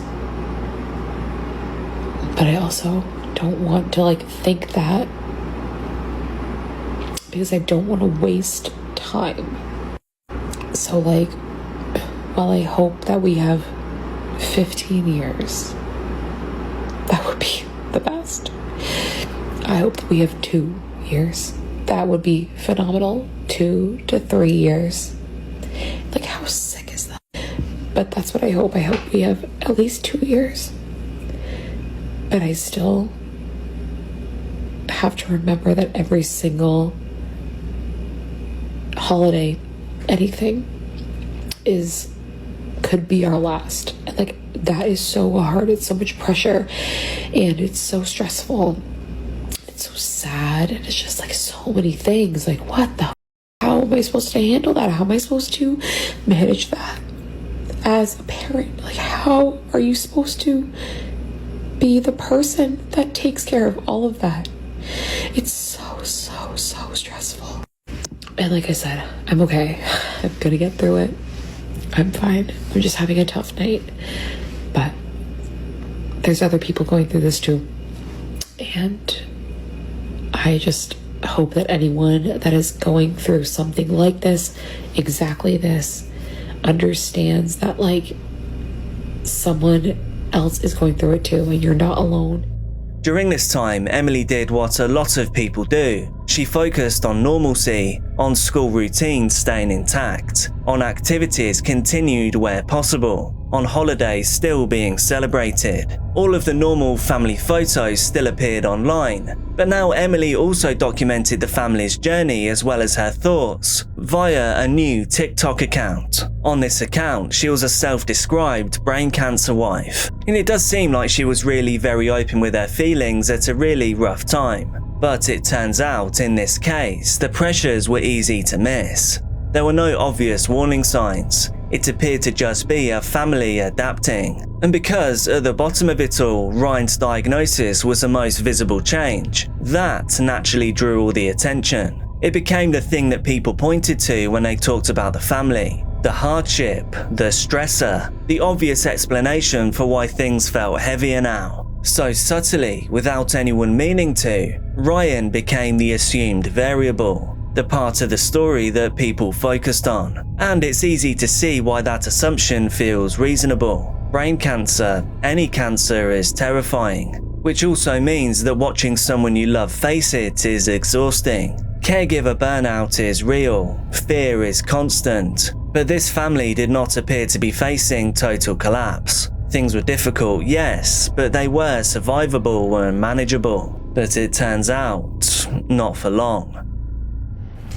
Hi, it's the long-awaited update that everyone's been waiting for, that I haven't been avoiding giving. Things really got crazy, so I just haven't had time yet. And like, as annoying as this is going to be like a multi-part little series because there's like so many pieces that go into like where we ended up last night, this morning, basically.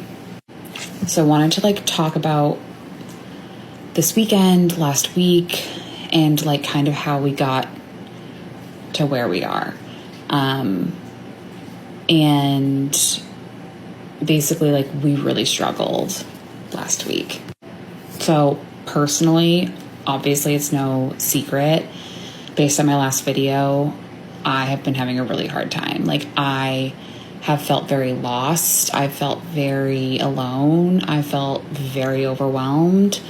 I felt like this is just too much. Like, I can't function this way. The unknown has been really hard for me.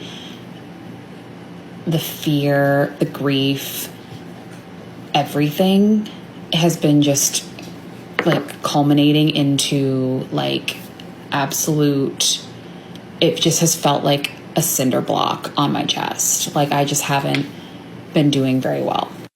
I think the other part that leads into that is that the kids are also not doing great. They're not like crying all the time and whatever, like as adults might show depression or sadness, but like there's a lot of talk about death. There's a lot, I can see my son, my oldest, worrying. I see him looking at my husband and watching and wondering and saying, you know, to his younger siblings, like, oh, don't do that because daddy doesn't feel good, or just I see the weight that he's carrying, and that has been really hard.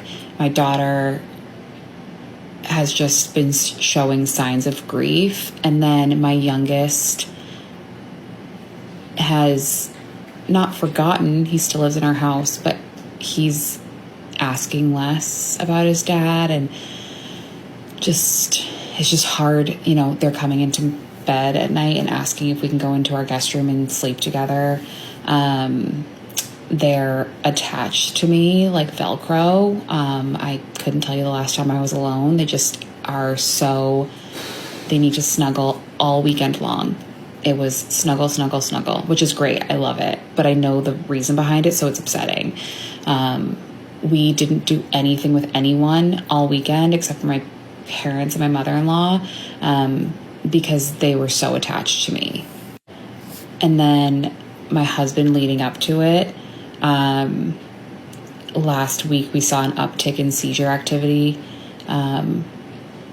some focal, some otherwise, a lot of cramping, which can be a mask of a seizure, so much fatigue, irritability, like you name it. And we were on 2 milligrams of dexamethasone. They dropped him down to 1. He was like, I need to go back up, based on side effects. So he went back to 1.5, and he was like, I just want to be on 2. Like, I felt better that way. And they're like, we really want to taper you off. We don't want you to be on steroids forever. So we went to 1.5, and he was on Vimpat And that was it. And we were trying to kind of just push through it. And I could just tell he wasn't himself. And it's just been a really hard last 2 weeks for everyone in so many different ways. And that's hard because I'm trying to keep everyone together. I'm barely holding it together myself. I want to just erupt and like run away.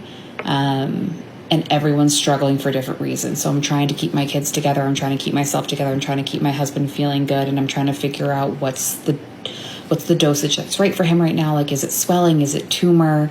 What are we working with here?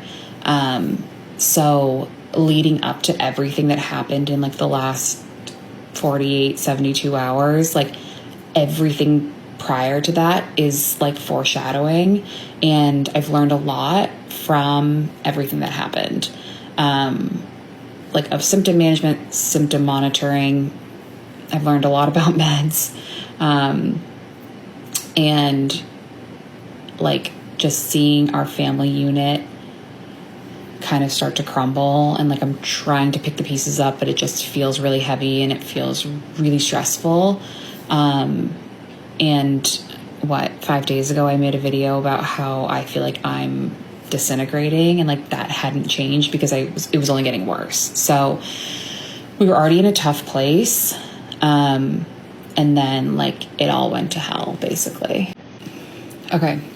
So that's part one of like how we are coping as a family, which is obviously not great.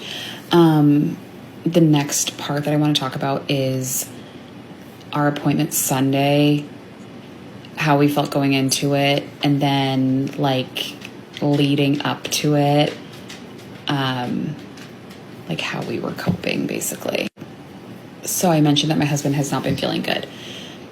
Our biggest side effects are lethargy, shakiness. The shakiness is I want to address that. And then the anxiety that then kind of like bleeds into like high blood pressure, high heart rate, things like that. And I think like an important piece of it is like the timeline of where we are. So he finished his 6-week radiation July 10th. Starting June 23rd, I believe, is when he had his first grand seizure. Not a grand mal, but it wasn't a focal. I think they called it a grand. I'm not really sure. He had his first big seizure.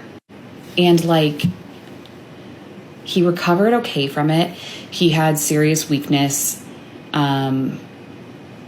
I had mentioned before that he was alone because there was nothing leading up to it that would have made me think that he needed to be with someone.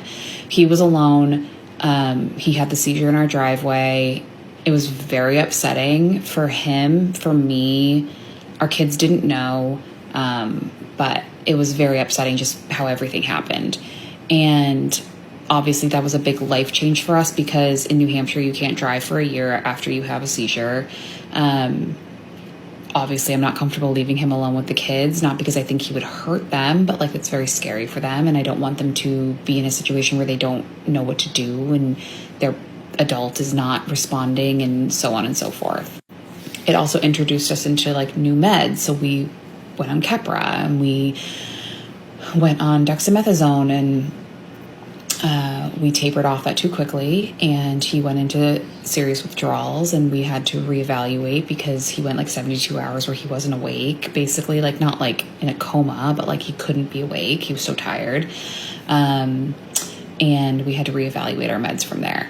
So then we went back on steroids because we assumed it was from swelling.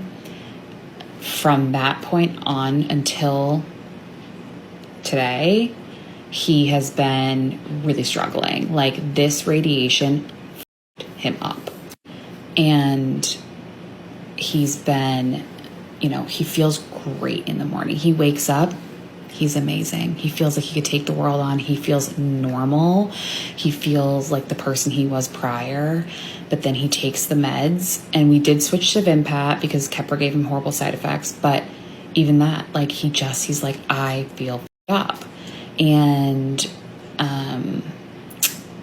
for like example, his like cancer project is he made this garden and he's really into it. And he said that he was doing some sort of fertilizer. I don't know. I hate gardening. He was doing something and he said he was shaking so bad that it was spilling everywhere. Like the shakiness, and like they say if you can stop it, it's not a seizure, it's muscle weakness. But if you can't, then it's a focal seizure. So we were still trying to figure that out. But we went on all these meds and we were hopeful that things were going to get better.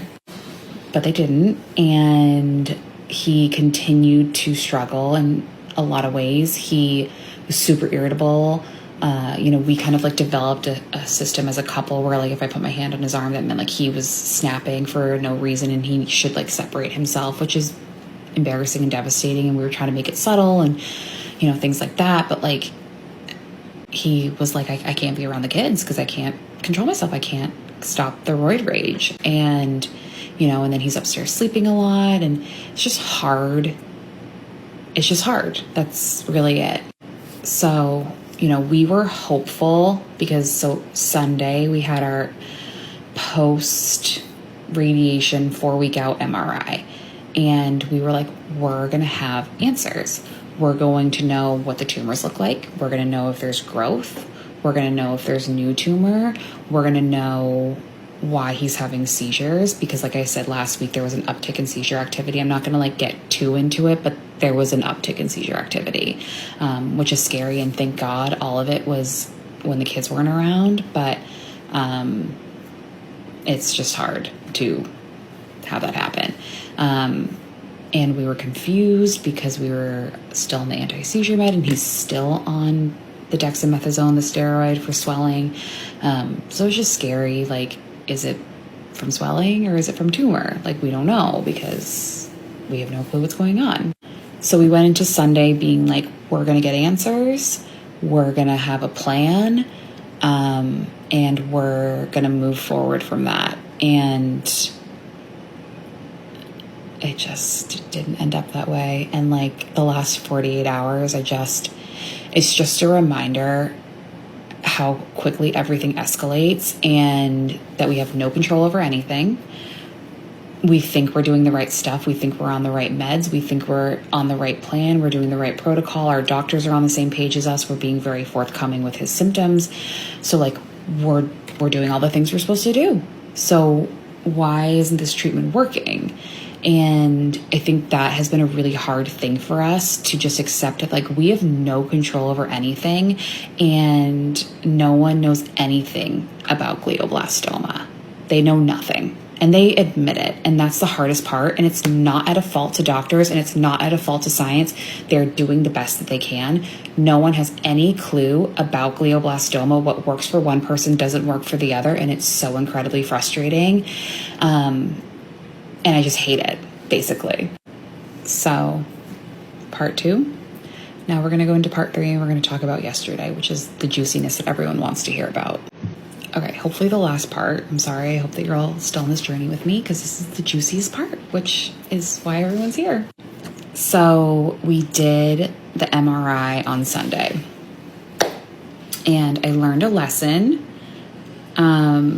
which I won't change my behavior, but I learned that it's upsetting, is that they send the MRI results before your appointment. So we got the MRI results, and from what I saw, so like if this isn't the side of my husband's brain, this is his brain. The tumor was right here. This is like his face. It was right here. It was big. And they removed it. It was a lot of cyst liquid and then tumor all the way around the cystin liquid. So it was right up here. I saw the MRI results and there looked like a big white mass and it was right around here. So in radiation with this standard of care, there's something called proton radiation, which is very targeted and it's very specific and they're targeting one area, one tumor, one very small area. For standard of care with glioblastoma, they don't want to do that.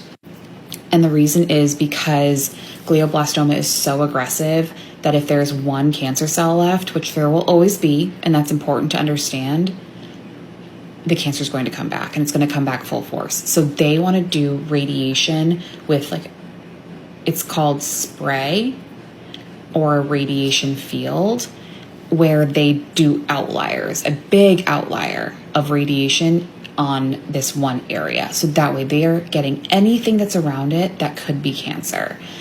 But because of that, it's really hard on the brain because they are targeting areas that are not sick, that are not unwell. And that part of the brain is like, why are you doing this to me?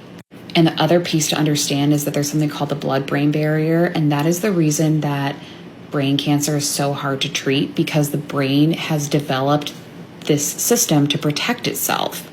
But in doing so, it's preventing itself from being healed from this cancer. It's very hard to penetrate the blood-brain barrier. So my husband has really struggled the last 4 weeks, the last 2 weeks of radiation, actually 6 weeks, the last 2 weeks of radiation, and then the 4 weeks post-radiation. He has had seizures. He has been exhausted. He has had to go up and down on doses of stuff as we've figured it out, because there's no exact science to it. So we had the MRI on Sunday. I saw this tumor, what I thought was a tumor, and it looked dense. It looked in a different spot, and it was very scary for me. In my mind, I had convinced myself he has an entire huge new mass in addition to the 2 tumors he already has, because the tumor in his original spot has grown back. It's small compared to what it was, but it has grown back. And then he has a secondary spot already, and the radiation does not shrink the tumor size. It just is supposed to halt growth. So yesterday we were supposed to go in the afternoon to Boston for our MRI follow-up. And we were not excited, but I was excited to go and talk about it. And regardless of whatever the outcome was, I'm prepared for the worst. I was ready to leave with a plan of action, whether it was continue on standard of care, go back to the drawing board, have another surgery, whatever it may be, because in my mind, I saw that new tumor. I figured we were in a worse spot than we were before. And it just all went to shit. So I was doing a couple of things for work in the morning, and then I had just pulled into the grocery store parking lot right by our house, about 5 minutes regular drive to our house. And I want to tote on an app that I think is essential to anybody who has glioblastoma or has seizures at all. This app has changed our life, and it saved my husband yesterday. So it's called Epicenter, EPICENTER. And it is an app that my husband has on his Apple Watch, and it is a seizure app. So sometimes I do get false alarms when he has a spike in blood pressure or heart rate, but he's able to deactivate them if they're not an emergency. But it alerted me that my husband was having a seizure. I got an alarm on my phone that said my husband's name, shaking. So I instantly called him, and also the app also calls you. So I get the alert, my husband is shaking.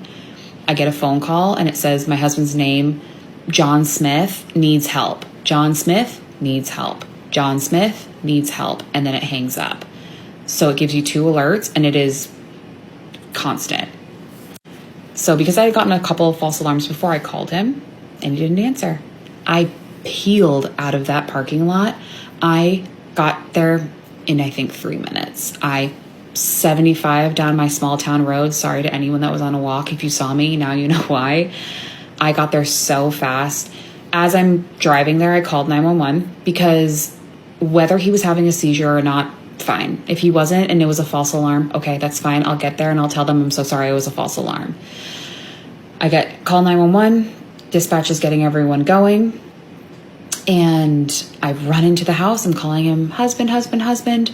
Not answering. I go upstairs. He's not in our bedroom. And then I see he has his own bathroom. The light is on in there. And I said, husband. And he said, yeah. And I said, oh my God, I thought you were having a seizure. And he said, I am. He was coming out of his seizure and he was able to communicate to me that he was. But the hard part is that he had realized he was having a seizure in the bathroom and laid himself down, but he was blocking the door. So I had to shove the door in. I got in there and I was able to help him. I'm holding his hand. I'm telling him it's okay. I have my hand on the back of his head. And I'm talking to 911 and you know, I'm saying, you're okay, you're safe, I'm here. But like, there is nothing worse than seeing your partner having a seizure. And he was at the tail end of it, and it still haunts me to this day. So because we live in a small town and I'm from this town, my husband has lived here for a long time, we are so lucky that we know so many people. So like, for example, one of our very good friends is a firefighter in the next town over. Because I was on the phone with 911, I didn't see his text to me, and he said, Em, I'm coming to your house. I heard the call. I'm on my way. I'm going to beat the EMTs. And like, I just can't. Like, I can't explain to you how much it meant to me that, like, I'm scared. And the bathroom we were in was hot, and my husband was like, I need to get out of this bathroom. It's too hot. So I'm trying to lift him, and I'm lifting dead weight because he just had a seizure, and I'm trying to move him, and I'm trying to get the door open and whatever. And I just hear our friend's voice, Em, I'm here, where are you? And I'm like, I'm right here. And to see our friend in his firefighter uniform walk in and like the relief I felt, like, okay, help is here. Like, we're going to be okay. And he was like, I got it. Just step away for a second. And he took over and he did. I just, like, I can't be more thankful. So then our chief of police comes, our chief of fire comes. We live in a very small town. All of our EMTs came who've helped my husband before with his last seizure. I've gone to high school with some of them. It was a full house. I'm just so thankful that they were so responsive and they were so helpful. So I'm going to have to do another part. I'm so sorry. But I just think that that app saved us, because if we didn't have that app, I would never have known. I would have been grocery shopping, like living my best life. And he would have been in that hot, small bathroom. He couldn't reach his phone. It was away. Who knows how long he would have sat there. Would he have had another seizure from the heat? I don't know. There's just so many factors that go into it that will keep me up for the rest of my life. So if you have anybody who has seizures, get them an Apple Watch and get them this app. I'm telling you, it saved my husband's life. And I'm so thankful for this app because it let me know. And I was there before the EMTs because I was so close. So, sorry, stay tuned for the next part. Oh, there's a bug. Okay. Part 4. So, the EMTs came. They got my husband. I called the Boston team because we were supposed to leave at I was going to leave at 1:30, but we could leave by 2 and still be there in time for labs and all the appointments. I called them and I was like, do you want them to take him to the ER or do you want to just have him come? And we decided as a group that they would take him to the ER and that we would go from there. So they took him downstairs. It's just hard to see the person you love have to be helped downstairs, get him on the stretcher, get him onto the ambulance, and then go away. And thankfully, obviously, our friend was there, and he was the most amazing support person for me because I wanted to crumble into a ball and die. But he was there for me. They took him away. I was able to talk to this is totally separate. I was able to talk to our chief of police and our chief of fire and just say, I would like to do an exercise with our kids where they call 911 and someone from our town asks them the questions dispatch would ask them, explains to them how to behave, to be calm. Not that my husband is going to be alone with them, but God, should it ever happen and he does have a seizure, they'll know not to be scared and they'll know what to do. So stay tuned for that because we're doing that next week. So they took him to the hospital. I grabbed clothes and I went to the hospital, and I was very explicit. Like, I need us to be out of here by 2 p.m. Please, I'm begging you. It was like 12:15. So at first they were all like, no, there's no way. I bamboozled them into expediting the CT. They expedited the CT. There was no bleeding. Our ER doctor saw my husband's MRI, and I guess it was a blessing and a curse because obviously he doesn't know what we're going through and he doesn't understand like our course of treatment. So he saw the MRI and he sees tumors and swelling, and he's like, this guy's brain is up. This guy needs to go to Boston. So he came in. So I already think he has a new tumor. This guy comes in and says, I'm discharging you immediately so you guys can get to Boston because I think you need to talk to your team about your MRI. I'm very concerned about it. So I see a new tumor. This ER doctor says this lesion is larger. It's growing compared to your previous MRI. You need to go. They discharge us and we go to Boston. We're anxious the whole time, the whole drive up. I'm like listening to, I don't know if you guys ever heard of Armchair Expert. We listen to Armchair Anonymous when we're stressed to like alleviate some of the stress. It's like kind of humorous and like humanity. So we were listening to that, trying to forget. And we get to Boston and we meet with the team. So we had the last appointment of the day. And my feeling is either have the first or the last. And I used to want the first so we could get it over with, but I only want the last appointment of the day from now on because we were able to have so much time with our team. We talked to them for over an hour, which I think is an anomaly. Like, I don't think that many neuro-oncologists give that much time. But I had 16,000 questions and I wasn't letting her leave, so regardless, it doesn't really matter. But our finding from the MRI is that the swelling is so severe that they couldn't decipher tumor from swelling with confidence. And that is really important to note. So she said, I can't tell if the tumors are larger. I can't tell if they've halted growth. I can't tell anything because the swelling is so severe. And she showed it to us, and it crossed midline. It was the entire side of his left brain, and it was overwhelming. So I'm not surprised that he's having seizures, that he's exhausted, that he's experiencing all of these symptoms because she said the swelling was so bad. So because of that, we have increased his Vimpat. We added a second anti-seizure med called Onfi, which is similar to like an Ativan. So he'll take that at night because it can make you really tired. And we have increased his dex dose to 4 milligrams. And in hopes that it will reduce the swelling and that his seizures will stop. We're hoping. But we are supposed to go back every 2 months at this point for MRIs. She said she doesn't feel safe or comfortable with that, and she would like us to come back in a month. So our goal for the next month is to reduce swelling. And like, it's anybody's game. Like, there's nothing we can do. You can't drink extra water and reduce swelling. Like, it is time, rest, Western medicine, and hopes. So if you have another alternative, please send it because I'll do anything. It was very alarming to see the swelling and to see how it's affected him so greatly. But I will say, even just being on the 4 milligrams of Dex, like, he feels it big time. So we're going to do that for a week, and then we're going to start to taper down. And I know he can't wait to taper down because this is really hard for him. So we left Boston after asking a million bajillion questions, mostly from me. We just talked about, I want to list some of the questions actually because I think they're important. I asked questions like, at what point, if he has more seizures, do I not need him to go to the ER? When can he stay home?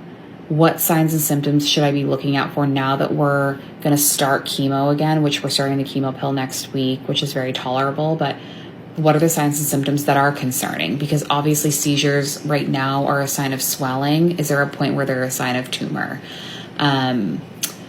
What can we do as far as preparing the kids? Is there a likelihood that he could pass away from a seizure? What are our next steps as far as clinical trials? Like, there was a million questions that I asked. What about the regimen of the new chemo? Because it's not every day like it was before. It's 5 days of a more condensed high dose chemo, 23 days off. There's lots of labs involved. There's lots of follow-ups involved. There's just a lot of things that go into it. So we were able to ask all of our questions, and I'm so thankful. Like, I love our team so much. I love our doctor. I love our nurse. I know that they're human. They make mistakes. They've made mistakes on prescriptions and little things like that, but that's okay. But I want to say that that's okay. It's not okay for people to make mistakes on dosing, medications, and things like that. It has worked for us because I'm so neurotic. I know every single dose of his medicine. Every time it changes, I have it memorized. And I write it down, and I have a document, and I have a whole template.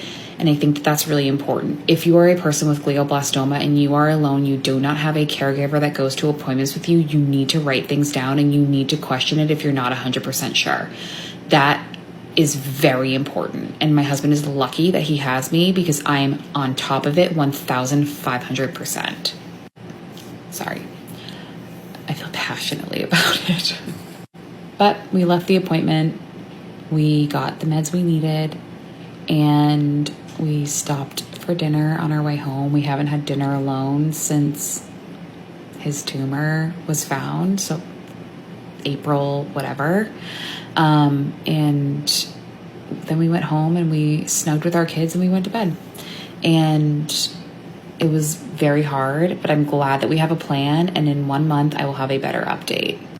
But I also wanted to shout out my parents who stepped into this role of secondary caregiver and secondary parents without even questioning it. And they do everything I could ever ask them for and more.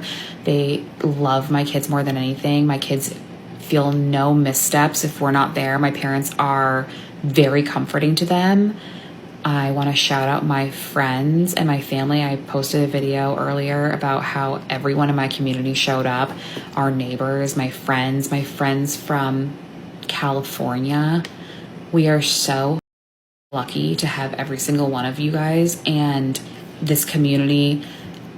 I just am so thankful. I feel no shortage of love and support. And I know that random people on here, if I messaged any single one of you and said I need someone to talk to, I know that you guys would be there for me. So I just wanted to say thank you. And while this whole thing sucks, it has been so heartwarming to see how loved we are. And there's like nothing that can replace that. So we're on to the future, and we're going to get through this, and we're going to have a plan that's going to be even better in a month. There's a broader context here too though, context that isn't unique to this family. Modern life doesn't usually break people without one overwhelming event. It tends to just wear people down gradually. It seems like money is always tight for pretty much all of us, even for households that appear comfortable. Costs rise constantly, bills stack up, margins shrink, and just add to that the fact that careers demand more availability, more responsiveness, more output, whilst at the same time families are expected to remain functional. Parents must be present, engaged, and emotionally stable, leaving very little space to fall apart privately. And so people compartmentalize. Work stays at work, fear stays internal, stress just gets squashed down. It's not something that people do out of choice. People do it because it's necessary. And in environments like this, pressure becomes normalized. Exhaustion becomes a quiet background hum, and anxiety becomes routine. It seems like all too often, people believe you need to overextend yourself to simply prove that you're responsible. A lot of people live this way, a lot of families do. However, almost all of them survive it. But I want to say this clearly, none of this can truly explain nor excuse what was about to happen in the Long household.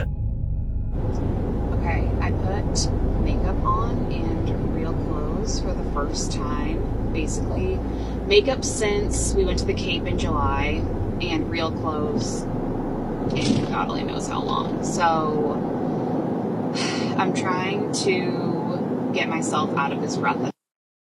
I know that I've said this before, but our kids are definitely struggling. And now I'm starting to notice some changes in our 3-year-old, which is tough because he's too young for therapy. I know that people are going to say play therapy.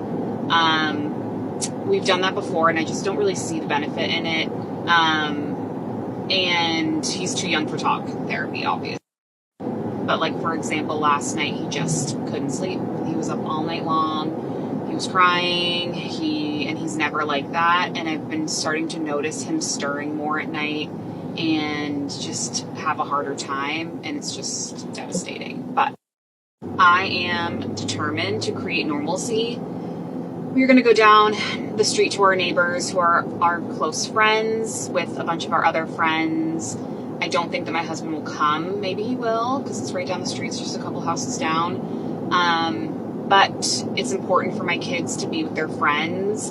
And I have been struggling so much and really depressed and just have really become reclusive and just wanted to be with my kids and my husband. And while that might feel good for me, I don't think that that's good for me. So, that being said, I am making a change. It is starting today. I am going to start getting dressed. I am going to probably not put makeup on because I don't really wear makeup very often unless I'm going somewhere, but I need to become more social again. I used to be like the most social human on this planet. In the past month, I have basically declined 98% of all offers, and my kids need to be with their friends. So, hold me to it. Today, I am adjusting my perspective, and I'm making a point to get out of my depression and do this for my family. So, that being said, happy Saturday. I hope everyone's having a fantastic day. I'm going to have a fantastic day.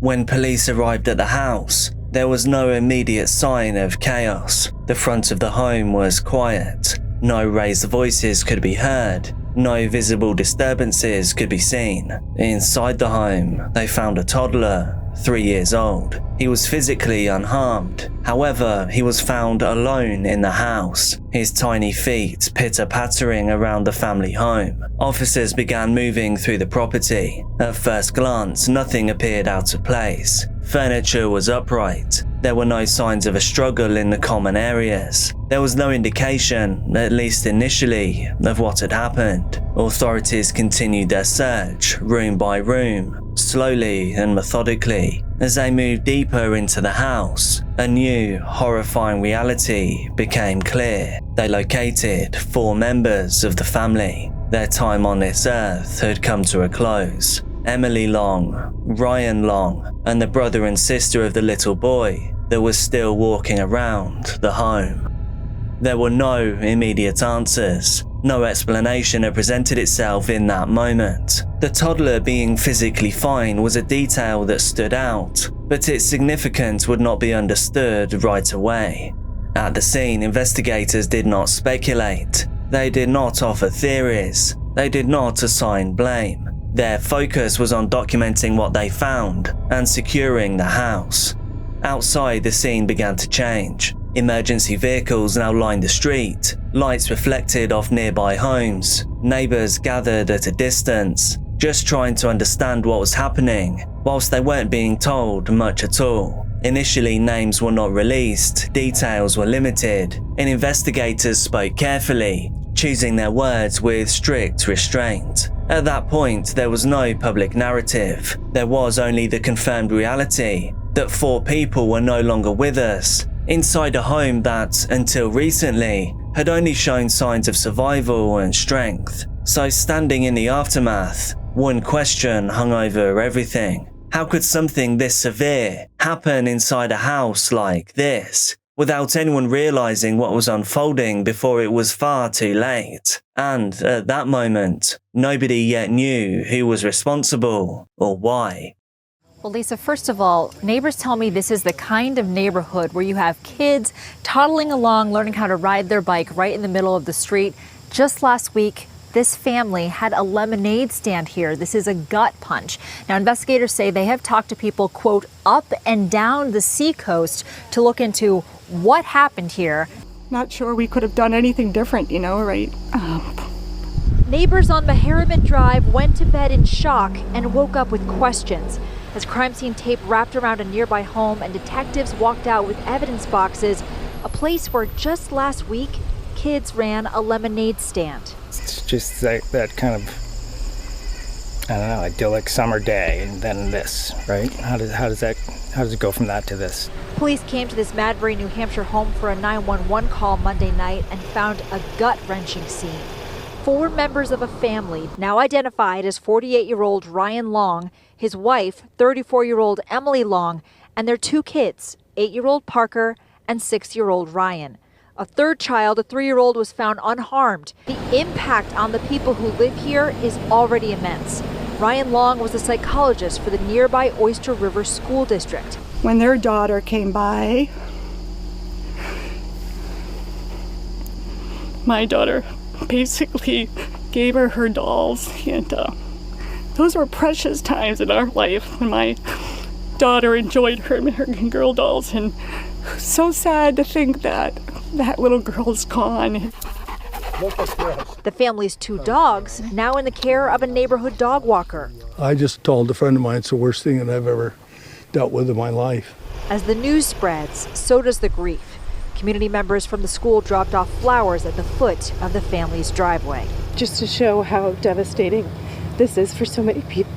It's just a sad, sad thing. It's certainly a shock, that's obvious, and saddened and coming together to support each other as it goes forward.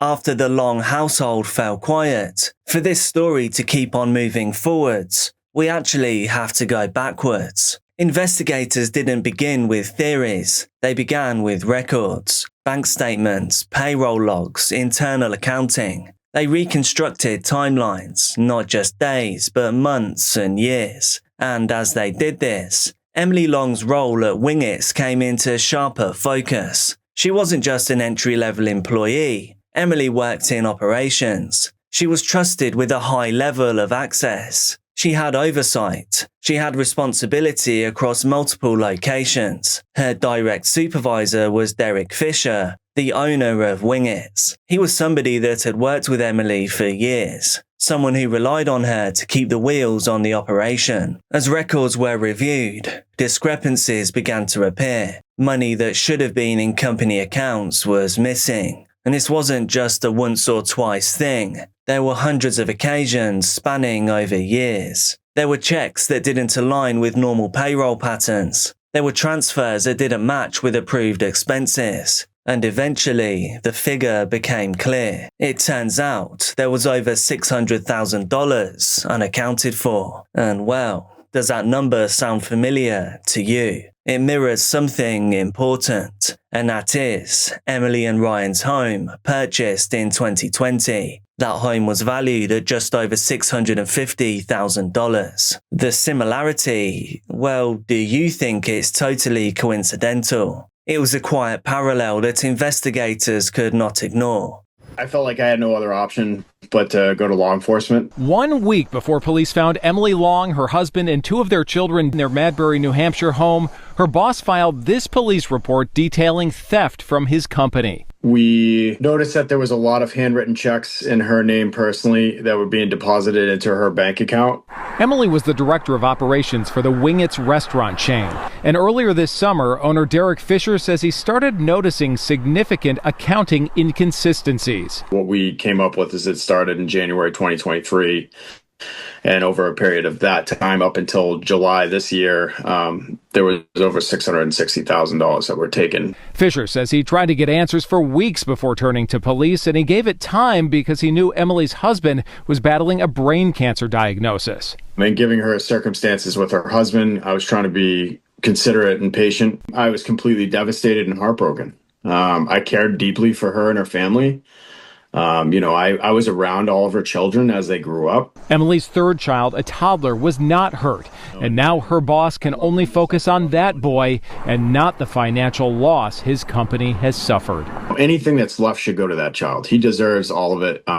It's not fair to him. He didn't make this happen. Around the same period, another part of the story resurfaced. This was Emily's social media presence. Months earlier, she'd begun posting videos online. They were mainly just capturing her own thoughts, as she spoke openly about Ryan's diagnosis, about her exhaustion, and about her fear. At the time, those videos were received as vulnerability, a spouse just trying to cope, a mother just trying to stay steady, all while her family faced something overwhelming. But nothing about those videos raised alarms, until, in hindsight, people now watch them differently. I'm trying to keep my kids in the forefront of my mind of like, I'm their mom and they need me forever. I've literally tried to make this video at least 4 times. My dogs keep eating, drinking water, burping, coughing, like Neanderthals. But I was having one of those days today where it just was like a glaring reminder of how overwhelmed I feel, and that there's going to be so many road bumps that are going to come my way that I'm not equipped to handle and I'm not ready to handle. And today was like the prime example of that. So we got our class assignments for our kids today for elementary school, and my daughter is going into 1st grade this year, and she had a really tough year last year. She really struggled academically, and we weren't warned in proper time, so we kind of had to scramble at the end of the year to get all of our ducks in a row for next year. My husband is a special ed and mental health professional, so like this is like his specialty. And, I am like manically trying to understand this world from the lens of a parent, because it used to be through the lens of my husband, from him just like telling me about work and stuff. And I just felt so disappointed. My daughter is very much so snuggly, needs attention, needs hugs, needs definitely babying. Like she still sucks her thumb. And she was put this year upcoming with the one male teacher. And while I love him, my son had him and he was perfect for my son. I just couldn't fathom how they could put her with him. And they fixed it, but I had to call and I had to advocate for her. And I felt like I was like kind of fighting against the tide a little bit. And full transparency, absolutely sobbed on the phone with the principal, because it just triggered this memory in me that like I'm ill-equipped to handle that. I am not ready to be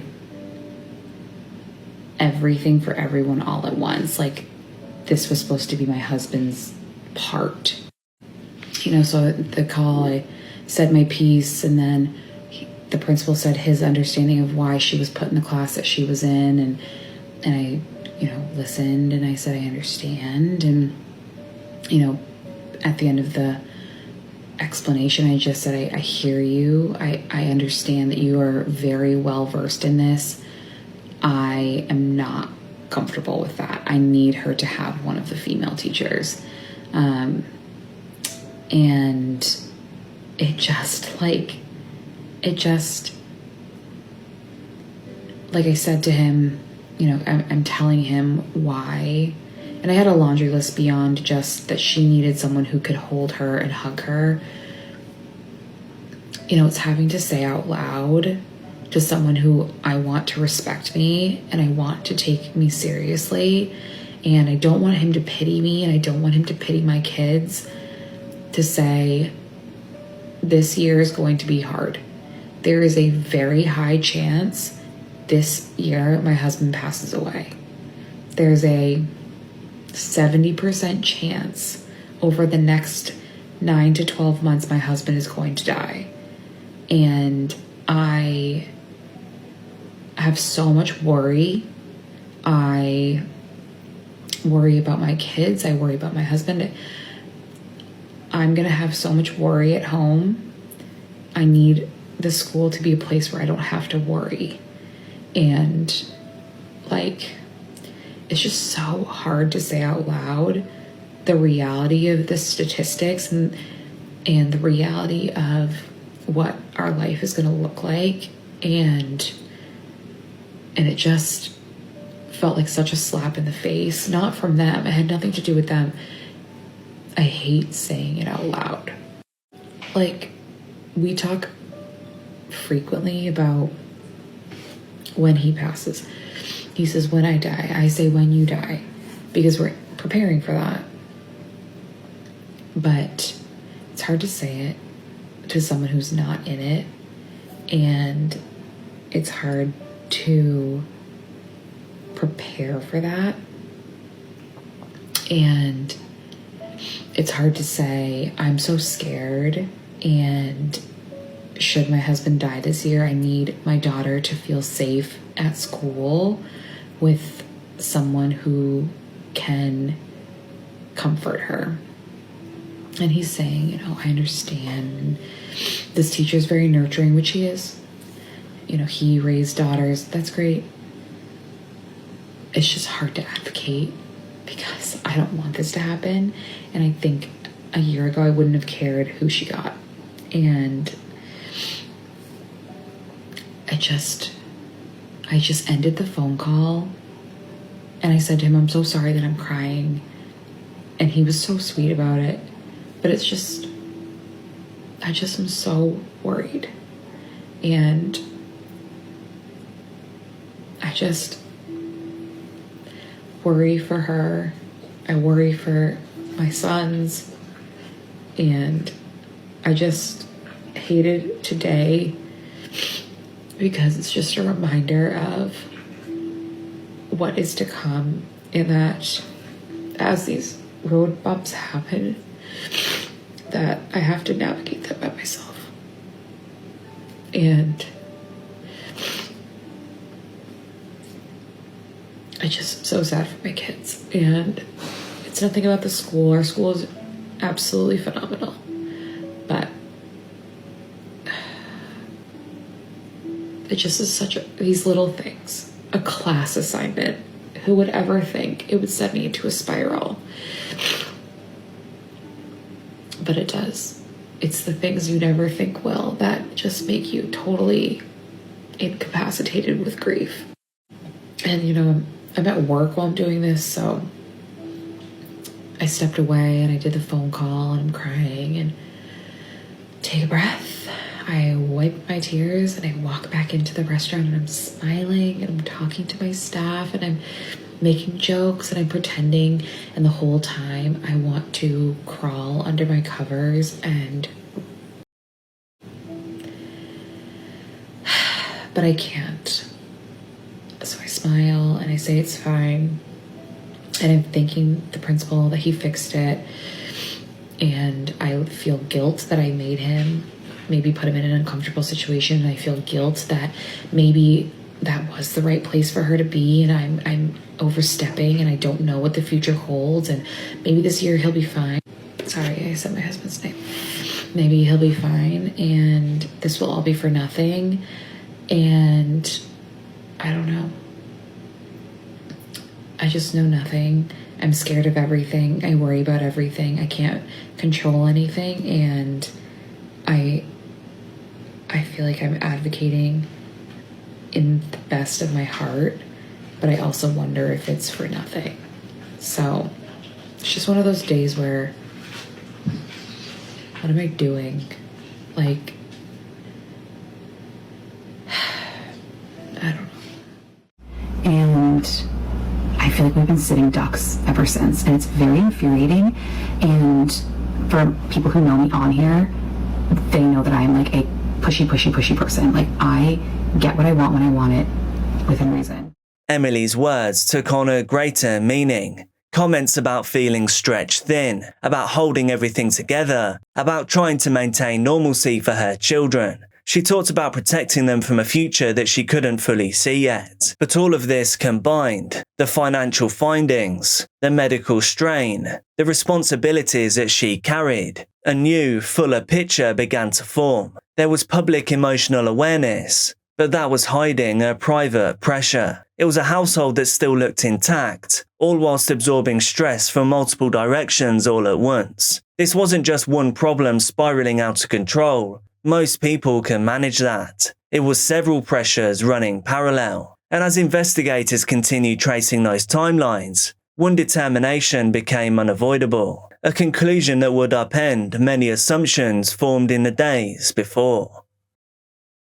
Up to this point, there had been an unspoken assumption, not stated outright and definitely not confirmed, but quietly expressed in early online discussions. It was that whatever had happened inside that house had centered around Ryan, his illness, his diagnosis, possible changes within his brain. But as investigators finalized their findings, that assumption just didn't hold. And according to official determinations, the weapon involved in this event, it did not belong to Ryan. It belonged to Emily. And that single fact started to change the narrative. And investigators would later determine that Emily had access to that weapon, that Emily had taken it, that Emily had pulled the trigger, that Ryan's end was ruled a homicide, and so were the other two. However, police determined that what happened to Emily happened by her own hand. There was no ambiguity in the findings. There was no competing versions. To the police, there were no unanswered questions about who had pulled the trigger. So any other theories collapsed in an instant. The illness, the visible struggle,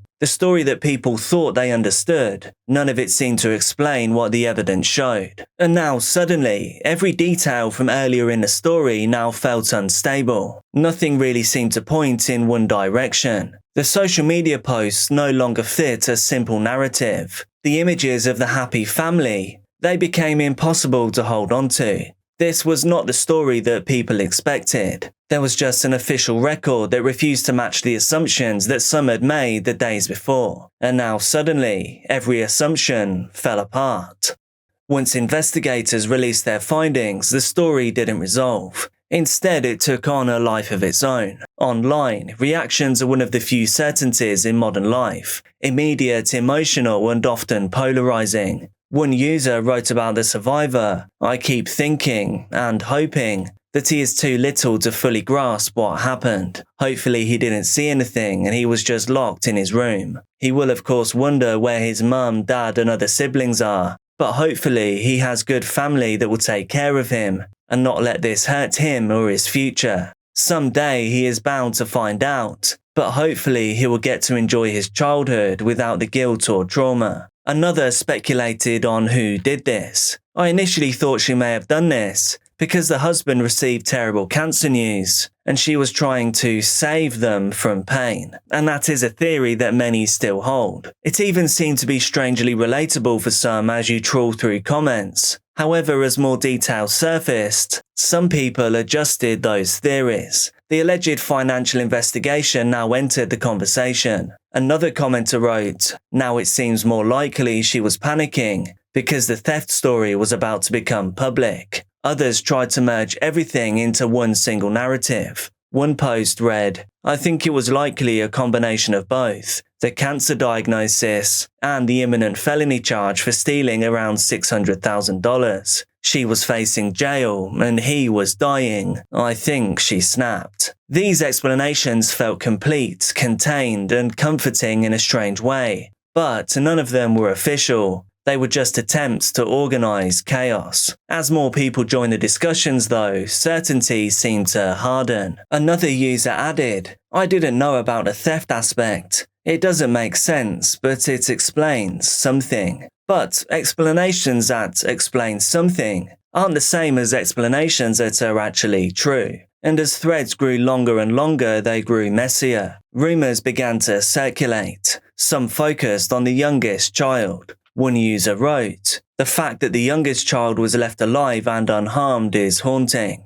Others though went further and further still, and a post appeared claiming, "There's a rumor that she tried to end him too, but thought she did and then did this to herself. This is only a rumour. Another suggested. Another rumour is that the older two kids were her stepchildren, and only the toddler was biologically hers. That too, though, was quickly disputed. One response pushed back. They were all her children. The oldest was not the father's biological child. Then another layer appeared, saying the two older children's biological father was allegedly dangerous, which is why some people think she spared the youngest. The word allegedly does a lot of lifting here. I am just quoting commenters. Remember, none of this was verified. None of this came from investigators. None of it appears in official records. But once things like this are introduced, the ideas never fully disappear. Alongside speculation, there were also moments of humanity.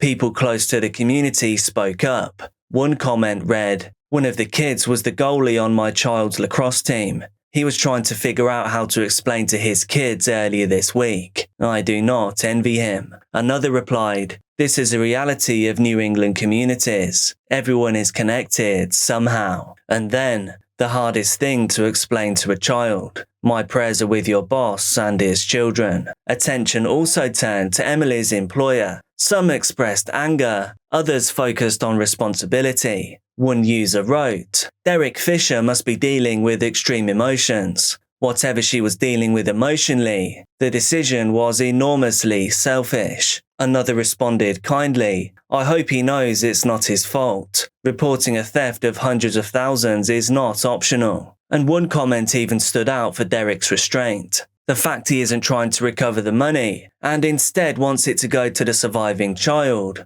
says everything about his character. Amid all of this, facts became harder to hear. The official record did not expand to match the theories. Investigators could not validate motives. They did not confirm rumours. They didn't pick and choose narratives. They just repeated the same warning, that people should avoid speculation, that this event should not be reduced to one single reason, that such spectacular human collapse is rarely simple. But online, people want answers, they want reasons, they want something that fits neatly into a box. And when those answers don't arrive, they often just build their own.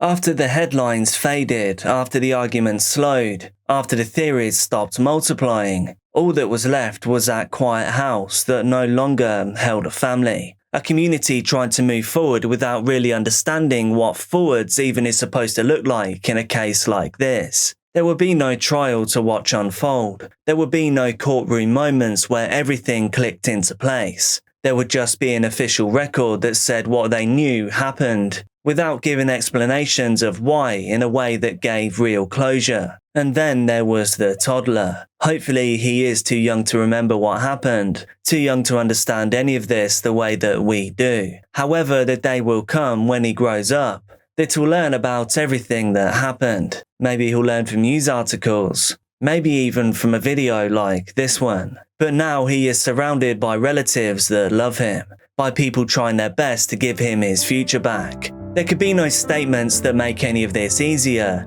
no conclusions that soften the reality, only a shared discomfort by all of us. Because stories like this challenge something pretty basic, and that is the idea that we should always spot something like this coming. That in a household with love, that will always somehow stop things like this from happening. That pressure will just find another release valve before it becomes truly unbearable. This family looked idyllic. They looked like the version of success that people quietly compare themselves to. And then they were gone. No lesson fits cleanly here. No takeaway can settle the mind. Only the understanding that sometimes lives unravel, and they may not give us a moment where everything seems to make sense. Some stories don't end with understanding. They end with us re-watching what's left of Emily's TikTok videos, trying to pinpoint exactly when she decided that this was a viable option. Who knows when that was. You do your time, and then you do more time doing hard time like this. Make better decisions, young man. Make better decisions. Don't end up like this. You can do it. You can do it. What? I didn't do anything. I came to work. Like I said, turn around, grab the wall. Back door. Stop! A man moves quickly through a quiet house on Helena Avenue. He's gripping a strange metal object in his hand, and police see the worst. Just moments earlier, he'd given officers a name that wasn't his. Now they're asking him to place his hands against the wall. Instead, he chooses to run, but not to freedom. Instead, he rushes up the stairs. He's shouting that he's carrying something dangerous. The body camera jolts as an officer follows with his voice raised. Tension is now heavy in the narrow hallway. "You're going to have to do it," the man says over his shoulder. "I'm not going back." Seconds later, a series of loud cracks fill the neighborhood, and it was all over. The man's real name was Rico Acevedo. He was 45 years old, and now his final moments on this earth would be examined frame by frame by investigators, by a grand jury, and by a family searching for answers.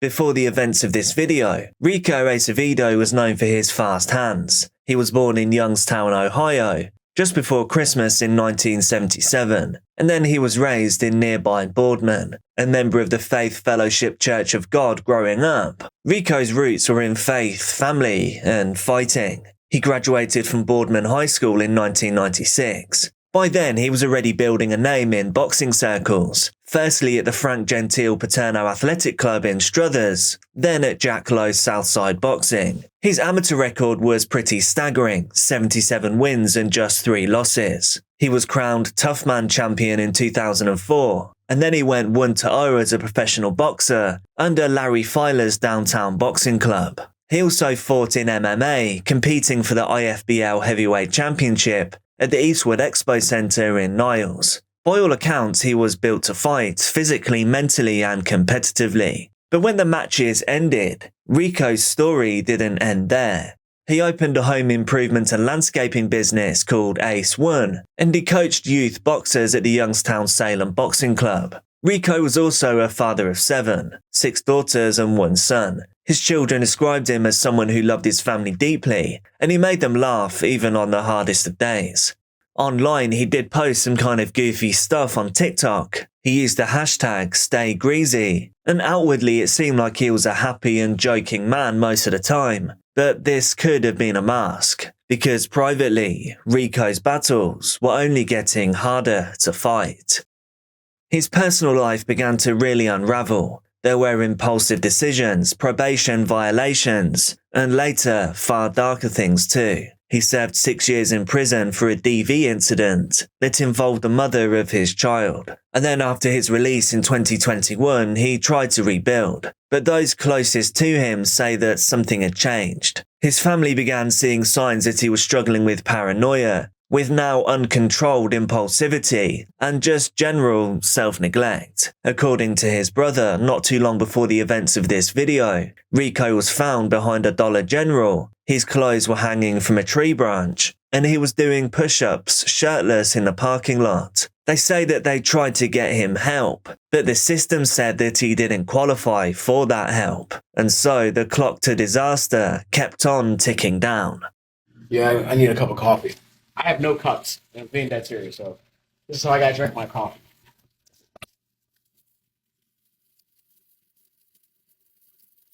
Yep. Now walk up.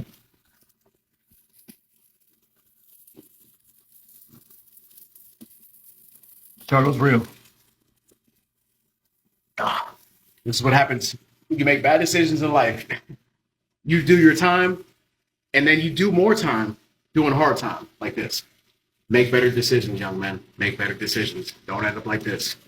You can do it. You can do it. Where I'm at now, definitely not where I'm gonna stay. I'm gonna move up, do hard work and dedication.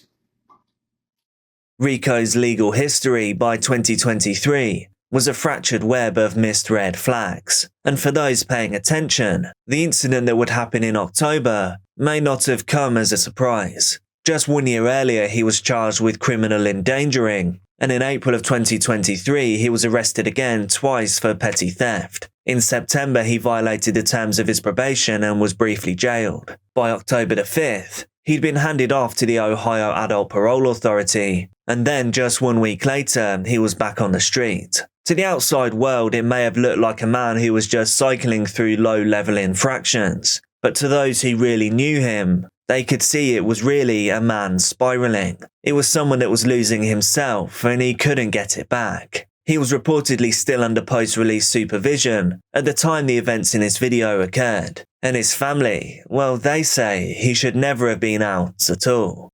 I don't want you to think that I'm just being lenient here because of what is about to happen, because Rico, he was not an angel. The most serious charge on his record was probably that 2015 DV incident, in which his partner, who had a protective order against him, later told reporters that he beat her so severely that her entire eye socket collapsed. It was so bad, in fact, that she had to undergo facial reconstruction surgery. She couldn't open her mouth for 2 months. She said that she may have permanent nerve damage. She also said that this wasn't the first time. She said that past incidents included being picked up by the throat, being throttled, or even bitten. Rico was charged with felonious assault, aggravated burglary, aggravated robbery, violating a protective order, and more. For this DV incident, he actually faced a possible 40-year sentence, but he accepted a plea deal and received just 6 years instead. So by the time he was released in 2021, the justice system had done its part on paper, but Rico did not emerge as a stable man. He wasn't receiving long-term mental health care either, and he wasn't being monitored in a way that accounted for his past actions,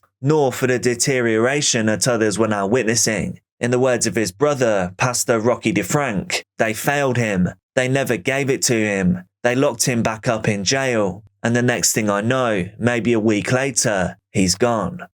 I looked over Rico's social media accounts. He's got like 5 or 6 accounts on both Facebook and Instagram. I don't know if he kept forgetting his password or losing his phones or whatever, I don't know. And I just want to say I am in no way a medical professional and I'm not pretending that I am. But it does seem to me like in some of his videos he could well be paranoid, like his mental health isn't doing good. I guess some of that depends on whether what he's saying is true or not, and I'll play some of his videos in a second just so you can get a feeling for the mindset that he was in. I also want to say that by looking at some of the pictures that he was posting, it does seem like he's seeing something that we're not, like he's amazed by very simple, very normal pictures. That I find it difficult to find anything amazing about them. Anyway, here are some of those videos from his social media.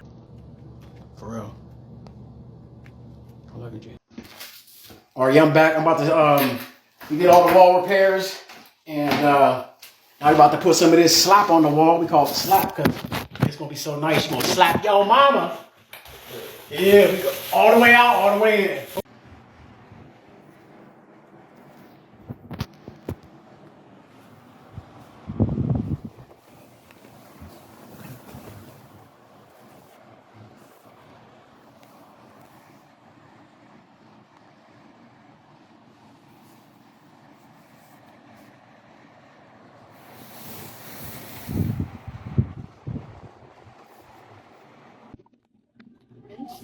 So, like, your season game, is your season game good?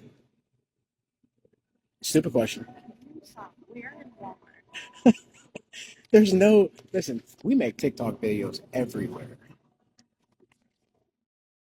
The house at 4312 Helena Avenue, it didn't belong to Rico. It belonged to Ernesto Cuevas, who at the time was in jail himself for both DV and for making violent threats towards police. Since his arrest, the vacant property had become a magnet. His mother, Elizabeth Cuevas, she told dispatchers that the place had been ransacked, that a truck had been stolen from the property, that the gate was damaged. She said that multiple bikes had gone missing. Okay, so originally I wasn't really going to say anything about Ernesto, but I just found something that I feel like I've got to show you guys, so I'll tell you a little bit more about him. So the reason that he was in prison is because he was at his mother's house. He was refusing to leave. He vandalized the kitchen and made some threats against officers. He was saying that he was going to ambush them in patrol cars or wait in the bushes and target them. He was arrested at the scene wearing only boxer shorts and charged with DV intimidation and retaliation. But this wasn't his first run-in with law enforcement, because just a few days prior, he'd been found at a gas station with paint on his face, and he was telling police officers that he was playing survival. And there it's alleged that he also made some threats against police officers, so he was taken into custody.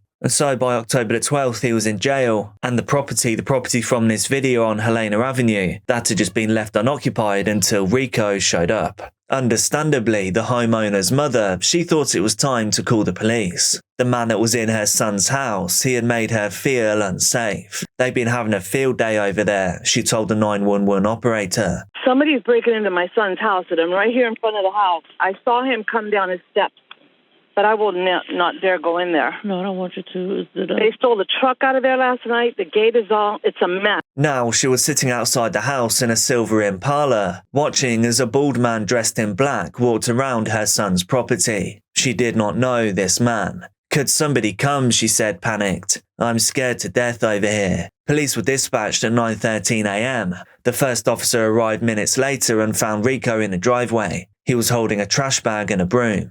The conversation started calmly, and I could describe it, but instead I'm going to show you the body cam footage. And this footage actually comes from 3 separate officers. I've just edited that footage together to really show what's going on. This footage will last a few minutes. However, it really is worth watching, because in those few minutes, a pretty normal situation escalates to an unbelievable level. A level that, well, do you think it had to get there? Watch the body cam and let me know. She's here because she's afraid. He went back in with a rake. What's There's that? a bad house over there, hon, but she's here because she's afraid. And this person went back inside? No. Is that good to you? Yeah, Oh. she don't want anybody. Hello, officer. Thank you Yeah. for coming. My son lives at the house right there where that mess is, that reflector sign. Yeah. And I saw a guy coming down his steps, black guy, bald, black coat, went to the back, and he just went back in with a rake or a broom in his hand. Okay. He can't go through the back because we nailed it shut. All right. But What's- he's got to be in there. What's going on at the house? It looks My like they're son putting lives stuff there. out He's on in the, jail. there's stuff out on the curb. I know, they wouldn't pick it up. I called, and they said seven bags is the max. I said, they've been picked. Listen, there was a Did flooding you do in that, the... or did somebody else do that? No, we put Oh, that out okay. there. We've been doing that every week. Okay. They've been trying to So there's a clean it. guy in the house, you don't know who he is? No. Okay. No. Only me and 2 other people come, and we've been cleaning. Okay. I'll go find out who he is.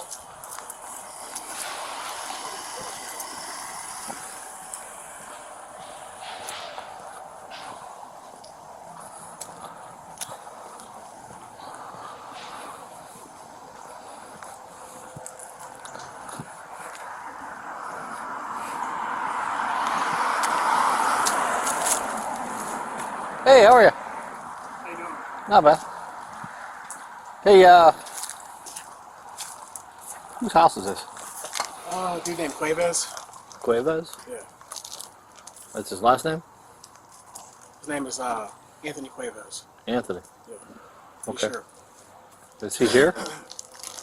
No, he's not here right now. He should be back momentarily. I think he might be in jail. I don't know. You think he might be in jail? I think he might be in jail. Okay. You don't live here though? No. You work for him, or? Yeah. Did he send you here to do this? What's that? Did he send you here to work for him? Yeah. Okay. And what are you doing for him? Shithole. Huh? It's a shithole inside there. Just Yeah. fixing drywall repairs.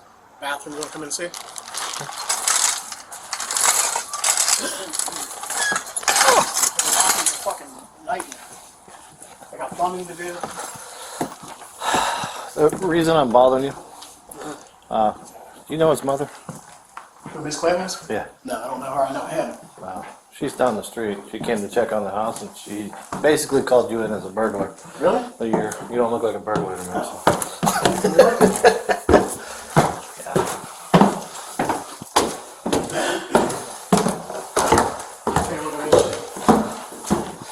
Supposed to hear. I don't know where he's at. Yeah, he's in jail. Is he really? Yeah. Still? Yeah, that's what she said. So she's been like hauling shit out to the curb, and so you got plumbing work Yeah, to I do. got all this back here. I mean, he's supposed to be paying me. Do you get paid up front? He gave me what? 400 plus 75. 470. Well, he gave me $35 on top of that. Wow. So, kind of probably not. How long's he been in? When's the last time you saw him? I saw him about maybe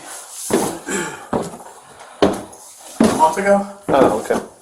I think he's been in about a month. Okay. He's supposed to get helping me. With this? Or other stuff? This breaks. Huh.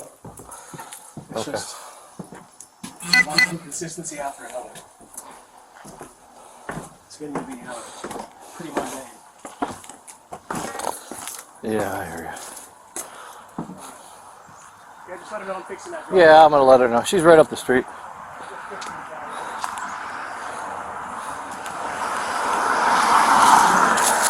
Oh, what the fuck did you do?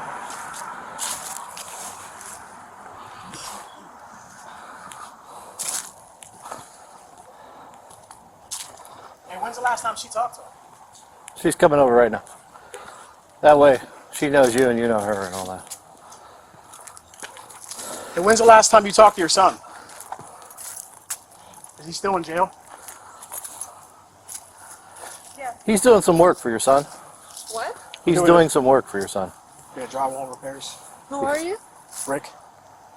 Rick? I don't know you. Rick's drywall. Huh? Rick's drywall. He's actually working on the house in there. Yeah. Come again, I'm hard of hearing. He's working on the house. Your son hired him. My son hired you? Yes. When did he hire you? About a month ago. Did he give you a key and everything? Yeah. Well, guess what? We changed the locks. I don't know. You don't know? I have the key. I was going to put that new lock You set can't- on this one. That's not true. We just changed the locks. Okay. We put a brand new thing. Somebody broke a window the other day, put their hand through there, and tripped the lock, got in, stole 7 bikes. Did you steal the bikes too? No, I'm working. Look, the drywall. I mean, you see it? I saw the chain. You see I this? was here yesterday. That fence was not like that. He's working on the house. He's not working on the I house. just got here this morning. You see the drywall, man? He's It's right here. Are you taking ownership of this house? No, I'm just trying to help him for money. He's paying I'm him. just working. Does he I don't know want my any son's in problems. jail? Yes. And your son I have paid my own him. tools. I promise you, I'm going to do a good job.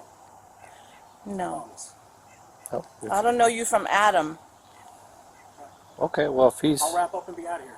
As soon as you hear from him, please call. I want to know how you got in the house if we just changed the lock on the door. That just happened a few days ago. No, he's lying. I'm not lying. Well, he's working over here, so I mean, He's I trying- I never had. Here's my point: is I never had a guy break into a house and work on it. Okay.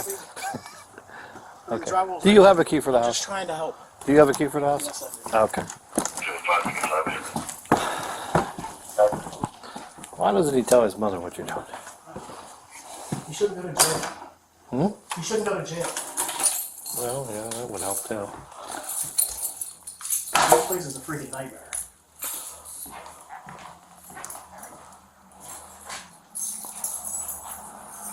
I mean, good luck. It's probably in here. I could have swore I had an individual key though. Did you have to do this to get in? No, that was already done. Oh, okay.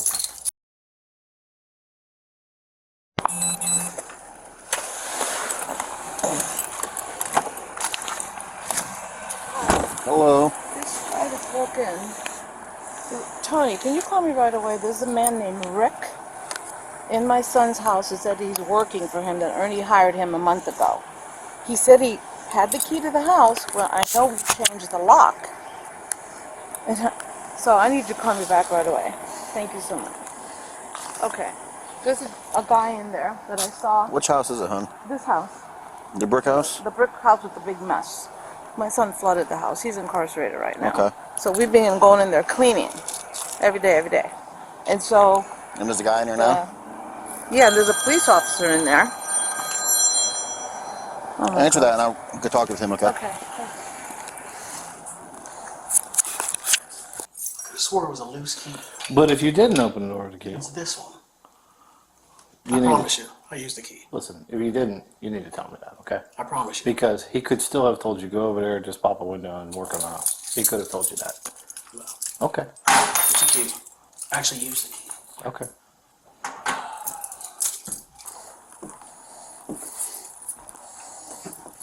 like, yeah, I'm doing drywall work. I didn't know that she was gonna freak out like that. I mean, who breaks into a house and works on it? It doesn't even make sense. You'd be surprised. I mean, you could see. I mean, she doesn't know me, but her son does. I mean, how did I know the last name? Just having someone call her. I don't I'm know. gonna look in the bathroom. I could have swore it was a single key. You guys are more than welcome to come up. I apologize. I didn't know that she'd be stopping by. So he's working or he's working? No, he's got a plumbing thing going on upstairs. He's working on the plumbing. He's like, yeah, the guy hired me to do it. He gave me money. I'm over here. He's going to owe me money. Yeah, she's like, I don't know anything about it. And she's talking to someone, have someone call her. And I thought it was this house down here because they said she's parked in front of the house. It's over in Powell. Yeah, she's like half a block up. Yeah. I'm like, So I was looking for you, and I'm like, well, is the guy in the house? Oh, yeah, he's over there, this house. well, she flagged me down up there, and I'm like, what the fuck? She gets like, yeah, he's down the street. It's a guy. He keeps coming in and out of the house with a broom. I'm like, what? So I talked to the guy. He's like, that's a long call from running out the back of the house. And yeah, he's not running out of the back of the house. Yeah. And he's got a plumbing job going up there. He's cutting drywall out here to patch the hole in the wall. But he can't seem to find the key he used to get in here. So he is a little screwy.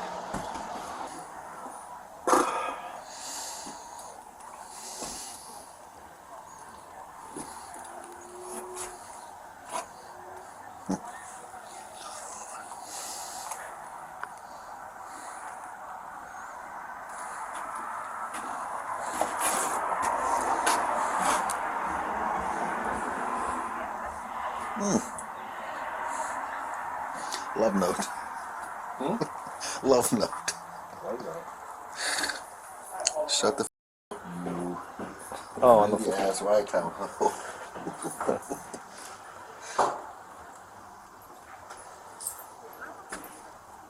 I give you my word. The key's here somewhere. I promise you, it's here. It's a single key.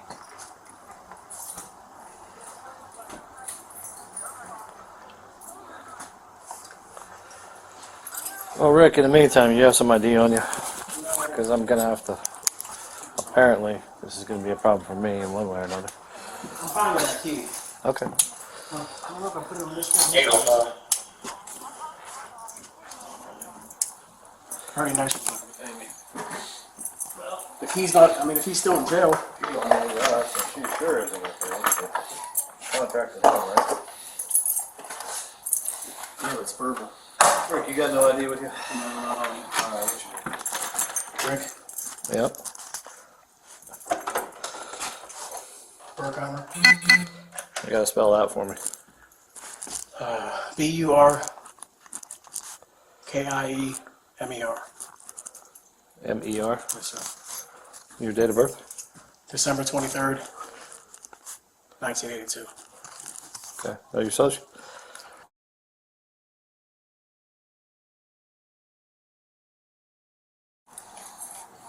What a good phone number. 234-228-7272.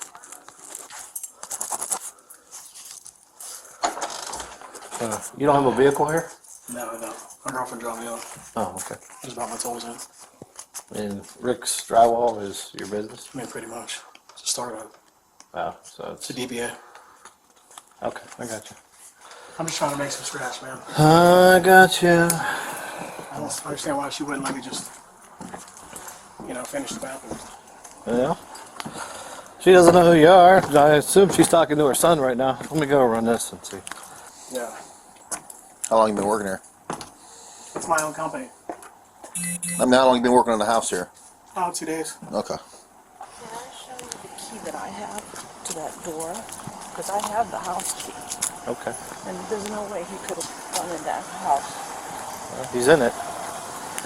Yeah, but he's anything house. Well, he's working on the pipes in the bathroom up by the bathtub. It's a plumbing job. I already have a plumber working on that. He's doing the drywall, so But the plumbing got to be done first before the drywall.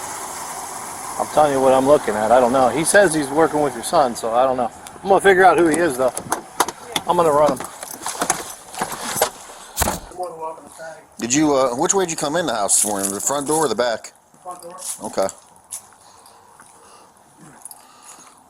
I have a key. It's a single key. I'm assuming he gave it to you before. No, it was on the front porch. He just left it there? It was under the book, the maroon book. Mm. And she said that she changed the lock. So I went into the key there. Yeah. Doesn't make sense. The only other place I was, besides that door, was in the bathroom. Did you look in the bathroom already? Mm-hmm. You can go up there and look.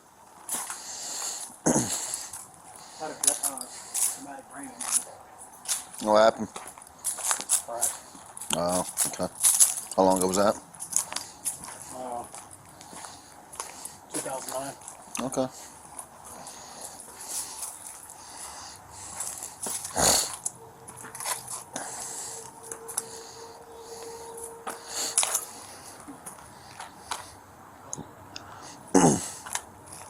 Nobody breaks in and fixes up a house, dude. No, not typically, but you'll be surprised how many times we've actually been on calls like this with people It was right here. break in and Underneath this thing right here. they say they're working on houses and they're not. So, I'm not saying that you are, I'm just saying that kind of stuff's happened before.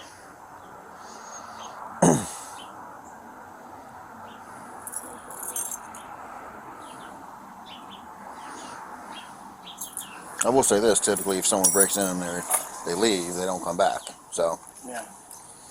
I didn't break in. She said that she had bikes stolen. I didn't steal them. Where you live at, bud? They're on the corner. Okay.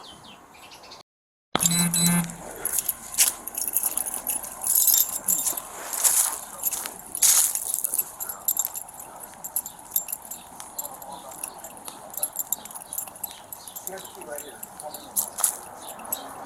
If I broke in, I'm not going to be sitting here doing work in the house. Yeah. It doesn't make sense. So he talked to the owner of the house, you said a month ago? Yeah. Maybe a little over a month ago. Come do work on the house. He's in jail. That's his mom. She doesn't know he was supposed to be doing any kind of work here or whatever. So we're just trying to confirm that that's what's going on. So, and his car. Just talking about it down there. What's he have you doing? Just plumbing repair upstairs. Is it inside of the house as eccentric as the outside of the house? You want to come see? It's a shithole. She needs all the work she can get done on this house. For her to throw me out, it's not fair. So are you staying here while you work? No, I just got dropped off this morning. Oh. I just got dropped off here, I don't know, maybe about an hour and a half ago.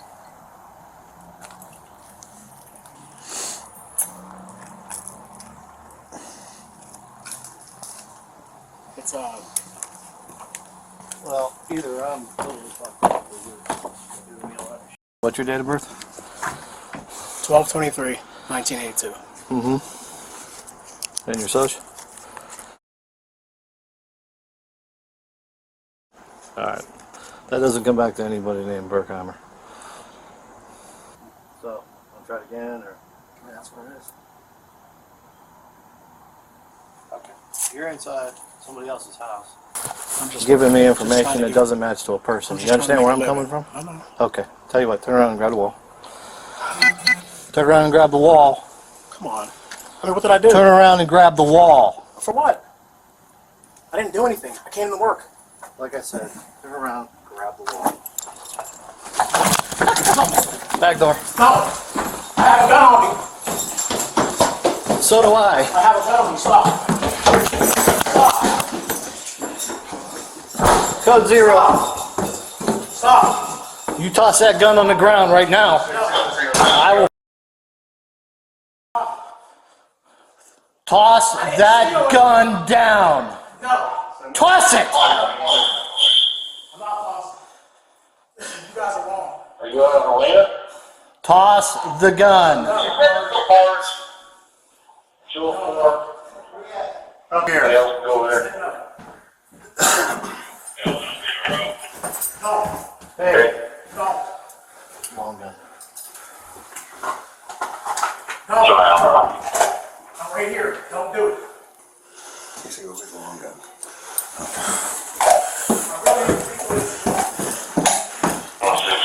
Rico? Yes. Do not this up. You understand me? I don't care. I understand you I don't have care. nothing to live for. Okay. I'm just trying to make some money. My mom just died. Okay. I'm not doing this anymore. All right. The truth is I met Quay was in jail. Okay. And he told you his house is empty. He told me to come do some in the house. Okay. So why are you doing this right now? Because I want to make money. Well, a phone call can straighten that. Why are you doing this right now? Because I don't trust the police. Oh, okay. Well, trust this. Toss that down there. This is going to end very badly for you. I don't care about that. Okay. I don't. I know where I'm going. I respect law enforcement. But this is wrong.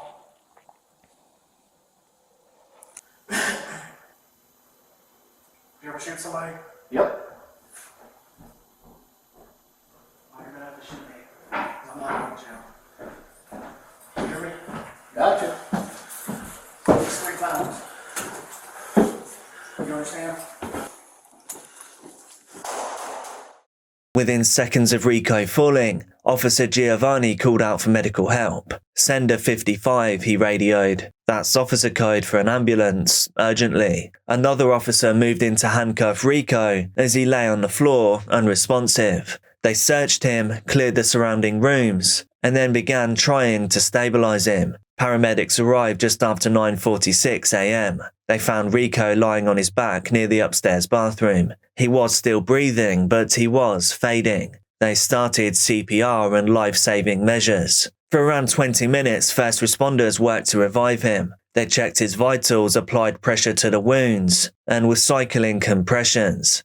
Eventually, a physician was reached by phone, and after being informed of Rico's condition and the treatment that he had already been provided with, they gave the call to stop. At just after 10 a.m., Rico Acevedo's time on this earth was declared over. The two sides confronted each other again inside the home, and an officer told BCI he thought Acevedo, he saw him pulling out something that looked like a revolver. It was not, but none of the BCI documents say what that object was. Now, an investigation to determine if the officer followed the department's policies on deadly force could be finished this week.